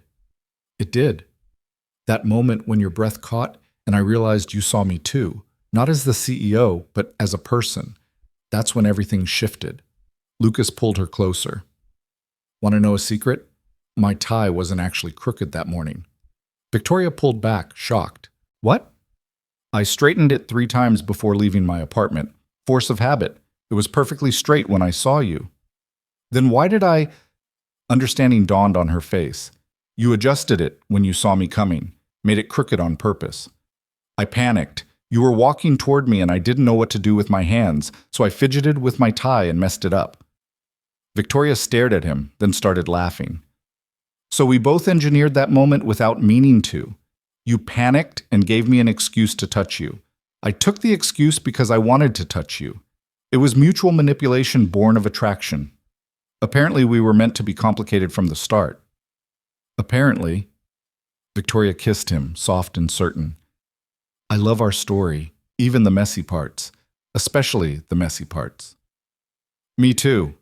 Ethan called from the dining room that he was starving and could they please finish being romantic and serve dinner. They laughed and separated, moving back into the rhythms of family life.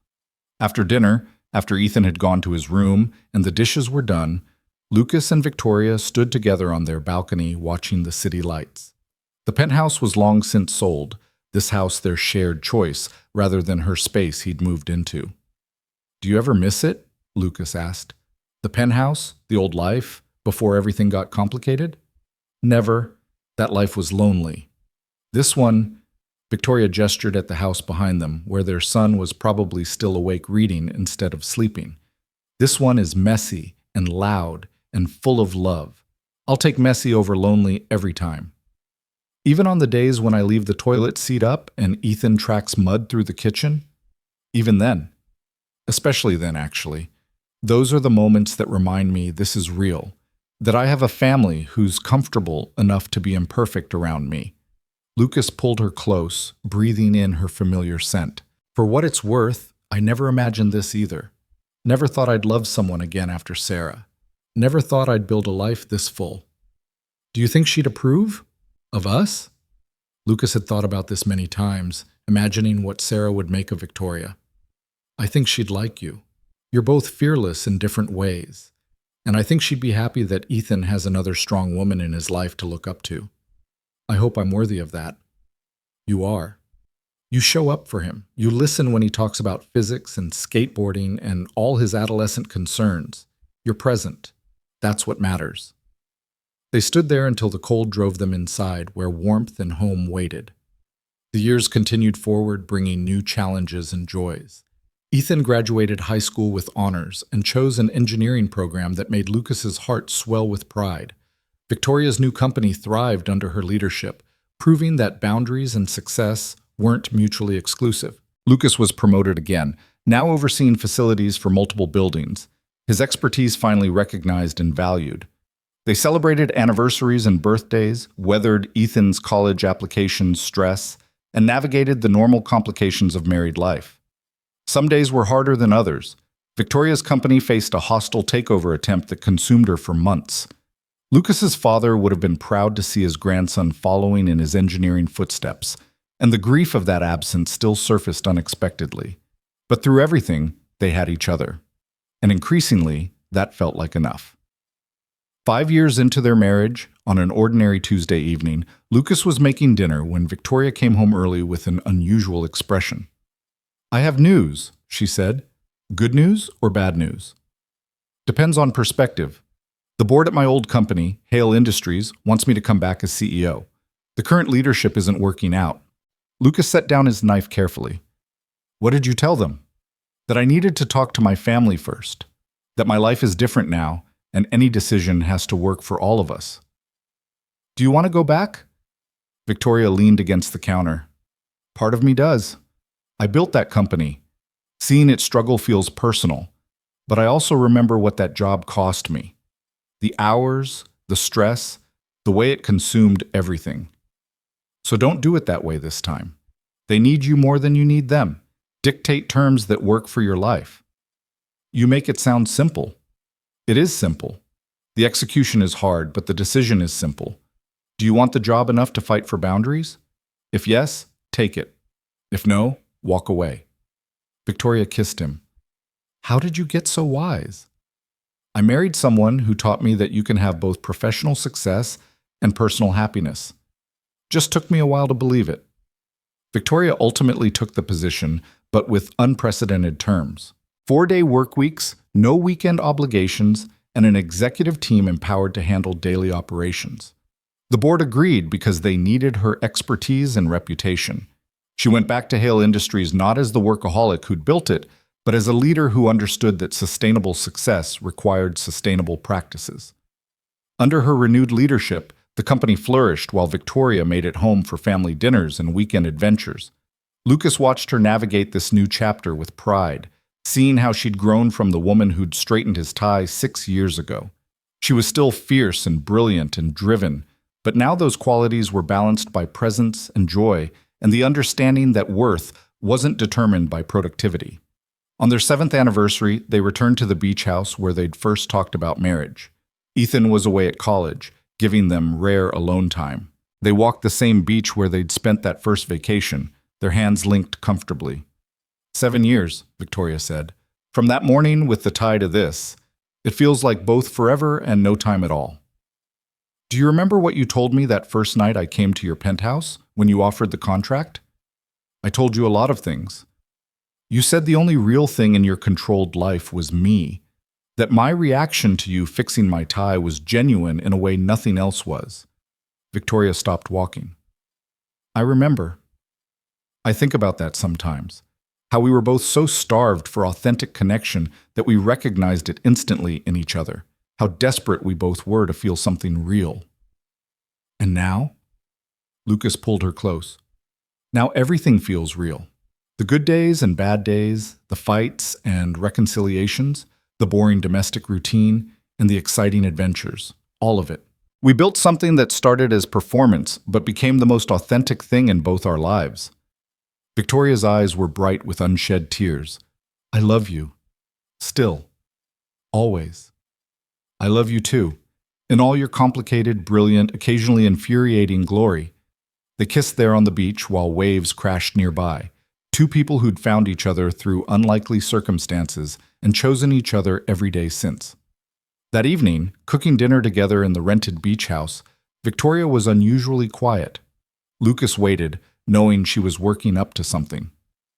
I want to adopt Ethan, she said finally. Officially, legally. I know he's almost an adult and it might seem pointless, but I want him to know he's mine. Fully mine, not just through marriage to you. Lucas's throat tightened. Have you asked him? Not yet. Wanted to ask you first. Victoria, he'd be thrilled. He already considers you his mom in every way that matters. You're sure I don't want to overstep or dishonor Sarah's memory? You're not. Sarah would want Ethan to have as much love as possible. And you love him. That's all that matters. They called Ethan that night, putting him on video chat. Victoria was nervous in a way Lucas rarely saw. We have a question for you, Lucas started. Oh no, you're getting divorced, Ethan deadpanned. What? No, where did that come from? That's what happens when parents call with serious questions. I've watched enough TV. Victoria laughed despite her nerves. We're definitely not getting divorced, but I did want to ask you something important. How would you feel about me adopting you, making you officially my son, not just my stepson? Ethan was quiet for a moment, his face serious. Really? You want to do that? More than anything, if you're comfortable with it. Would I have to change my name? Only if you want to. You could hyphenate or keep Reed or take Hale. Completely your choice. Ethan's face split into a grin. Yes, definitely yes. And I want to hyphenate. Ethan, Reed, Hale. That sounds cool. Victoria was crying openly now. Yeah? Yeah, you're already my mom in every way that counts. This just makes it official. After the call ended, Victoria collapsed against Lucas, overwhelmed with emotion. We're really doing this, making it official. We've been official for years. This is just paperwork. Important paperwork. Victoria looked up at him. Lucas, thank you. For Ethan, for this life, for everything. Thank you for seeing me that morning, for being brave enough to offer that ridiculous contract, for loving us enough to fight for us. They held each other while the ocean sounds drifted through open windows, two people who'd built a family from the most unlikely beginning. The adoption was finalized 4 months later, Ethan now legally Ethan Michael Reed Hale. He was 18 and about to start his sophomore year of college, but the proceedings still felt momentous. Watching Victoria officially become his mother, seeing the joy on both their faces, Lucas felt his heart might burst. After the courthouse ceremony, they went to Marco's Pizza, the same place where Victoria had first met Ethan 7 years ago. The pizza was still mediocre, the atmosphere still loud, but it felt right to celebrate there. To family, Victoria raised her water glass. However it comes together. To family, Lucas and Ethan echoed. They ate and laughed and told stories about the journey that had brought them here, and Lucas thought about how love could build bridges across any divide if you were brave enough to try. Years passed. Ethan graduated college and started his career, calling home regularly to share both triumphs and struggles. Victoria and Lucas settled deeper into their life together, the initial intensity mellowing into comfortable partnership. They still fought occasionally, still challenged each other, but the foundation they'd built was solid enough to weather storms. On what would have been their 10th anniversary, Lucas woke to find Victoria already awake, watching him with a soft expression. "What are you thinking about?" he asked. "That morning, the tie, how it started everything. Having regrets?" "Never. But I was thinking about something else." Victoria reached into her nightstand and pulled out an envelope. "I found this while cleaning out old files. Thought you might want to see it." Lucas opened the envelope. Inside was the original contract they'd signed, the one that had started their public relationship.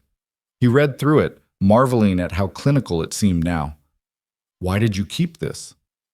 "Reminder of how far we've come, how much we've grown." Victoria took the contract and held it up. "What should we do with it?" Lucas thought for a moment, then smiled. "Burn it, we don't need it anymore." They went outside to their backyard where Lucas started a small fire in their fire pit. Victoria held the contract, reading through it one last time. "This seemed so important once, so necessary." "It was necessary, for who we were then. But we're different people now." Victoria nodded and dropped the contract into the flames. They watched it burn, years of performance and pretense turning to ash. "No more contracts," Victoria said. Just us." "Just us," Lucas agreed. Later that day, preparing for the anniversary dinner they'd planned, Lucas found Victoria in their bedroom adjusting his tie in the mirror. She'd done this countless times over the years, a small ritual that had become habit. But today, when her fingers touched his collar, Lucas's breath stayed steady. No catch, no stutter, just calm acceptance of her touch. Victoria noticed. "Your breathing didn't change." "No, it didn't."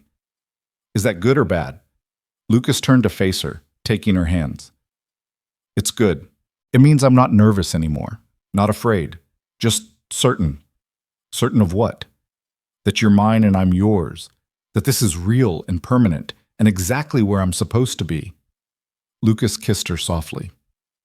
"That first morning, my breath caught because everything changed in an instant. Now it stays steady because everything's already changed. You're my home, Victoria. You've been my home for a decade." Victoria's eyes filled with tears. "You're my home too. You and Ethan, and this life we built together." They stood there, foreheads touching, hands clasped, breathing in sync. Outside, the world continued its chaos. Inside, they had everything that mattered. That evening, at the restaurant where they were celebrating, Victoria raised her wine glass to 10 years, to crooked ties and ridiculous contracts and love that surprised us both. To love that started as performance but became the truest thing in our lives, Lucas added. They drank, they ate, they laughed about the journey that had brought them here. And when they returned home, they stood on their porch watching the stars come out. "Do you ever wonder what would have happened if you hadn't straightened my tie that morning?" Lucas asked. "I try not to. The alternative is too sad. We would have found each other eventually. I believe that." "You really think so?" "I know so. Some things are inevitable. We were inevitable." Victoria leaned against him, and Lucas wrapped his arms around her, feeling the weight and rightness of their shared history. They'd started with a crooked tie and a desperate contract. They'd built a life on performance that became genuine. They'd loved through scrutiny and judgment and their own fears. And they'd won. Not because they'd defeated everyone who doubted them, but because they'd chosen each other every day despite the doubts. The tie was straight now. The performance was over. The contract had burned to ash. What remained was love, messy and real, and absolutely worth every risk they'd taken. Lucas looked at the woman in his arms, his wife, his partner, his home. Thought about Ethan, their son, building his own life with the foundation they'd given him. Thought about the family they'd created from nothing but courage and commitment. This was the ending. But it was also the beginning. Every day was a beginning when you chose love over fear. Every morning was new when you woke up next to someone who saw you completely and loved you anyway. The crooked tie had straightened, but the love it had sparked would last forever. And that, Lucas thought, pulling Victoria closer under the stars, was the only thing that really mattered.